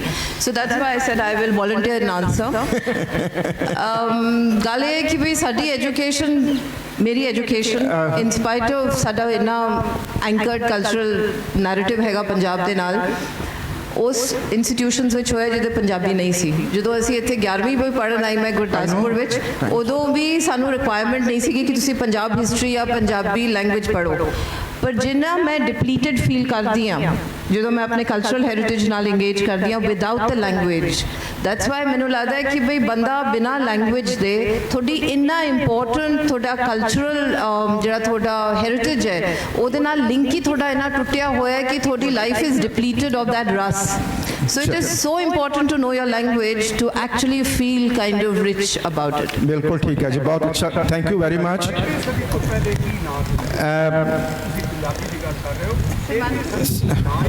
ਮੈਂ ਸੈਸ਼ਨ ਅਗਲਾ ਜਿਹੜਾ ਹੈ ਉਹ ਲੇਟ ਹੋ ਰਿਹਾ ਹੈਗਾ। ਪ੍ਰੈਸਾਂ ਵੀ ਕੁਝ ਗੱਲ ਕਹਿਣਾ ਚਾਹੁੰਦੇ, ਪਰ ਮੈਂ ਹਜੇ ਹੁਣ ਸੁਣ ਨਹੀਂ ਸਕਦਾ ਇਹਨਾਂ ਦੀ ਗੱਲ, ਕਿਉਂਕਿ ਤੁਸੀਂ ਸਪੀਕਰਸ ਦੇ ਨਾਲ ਡਾਇਰੈਕਟ ਗੱਲ ਕਰ ਲੈਣਾ, ਮੇਰਾ ਖਿਆਲ ਜ਼ਿਆਦਾ ਅੱਛਾ ਹੋਏਗਾ, ਕਿਉਂਕਿ ਅਗਲਾ ਸੈਸ਼ਨ ਡਿਲੇ ਹੋ ਰਿਹਾ ਹੈਗਾ। ਆਮ ਸੌਰੀ ਫॉर ਦਿਸ। ਤੇ ਪਰ ਇਹ ਹੈਗਾ ਕਿ ਤੁਹਾਡੇ ਸਾਰਿਆਂ ਦੀ ਬਹੁਤ ਸ਼ੁਕਰੀਆ, ਤੁਹਾਡਾ ਬਹੁਤ ਬਹੁਤ ਤੁਹਾਡੀ ਮਿਹਰਬਾਨੀ, ਤੁਸੀਂ ਬੜੇ ਧਿਆਨ ਨਾਲ ਸੁਣਿਆ ਹੈਗਾ। ਤੇ ਕੁਝ ਗੱਲਾਂ ਜਿਹੜੀਆਂ ਹੈਗੀਆਂ ਇਹ ਸਾਡੇ ਵਾਸਤੇ ਨਵੀਆਂ ਵੀ ਸਾਨੂੰ ਇਸ ਡਿਸਕਸ਼ਨ 'ਚੋਂ ਮਿਲੀਆਂ ਹੋਣਗੀਆਂ, ਤੇ ਇਸ ਕਰਕੇ ਮੈਂ ਸਾਡੇ ਤਿੰਨੇ ਸਪੀਕਰਸ ਦਾ ਬਹੁਤ ਬਹੁਤ ਧੰਨਵਾਦ ਕਰਦਾ ਹੈਗਾ। ਤੁਹਾਡੇ ਸਾਰਿਆਂ ਦਾ ਵੀ ਬਹੁਤ ਬਹੁਤ ਧੰਨਵਾਦ।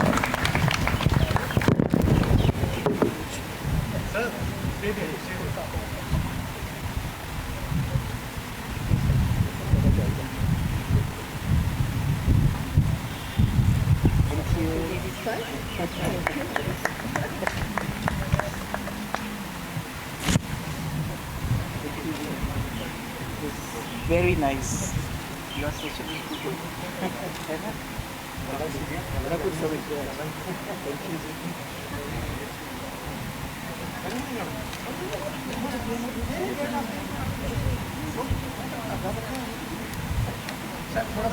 Thank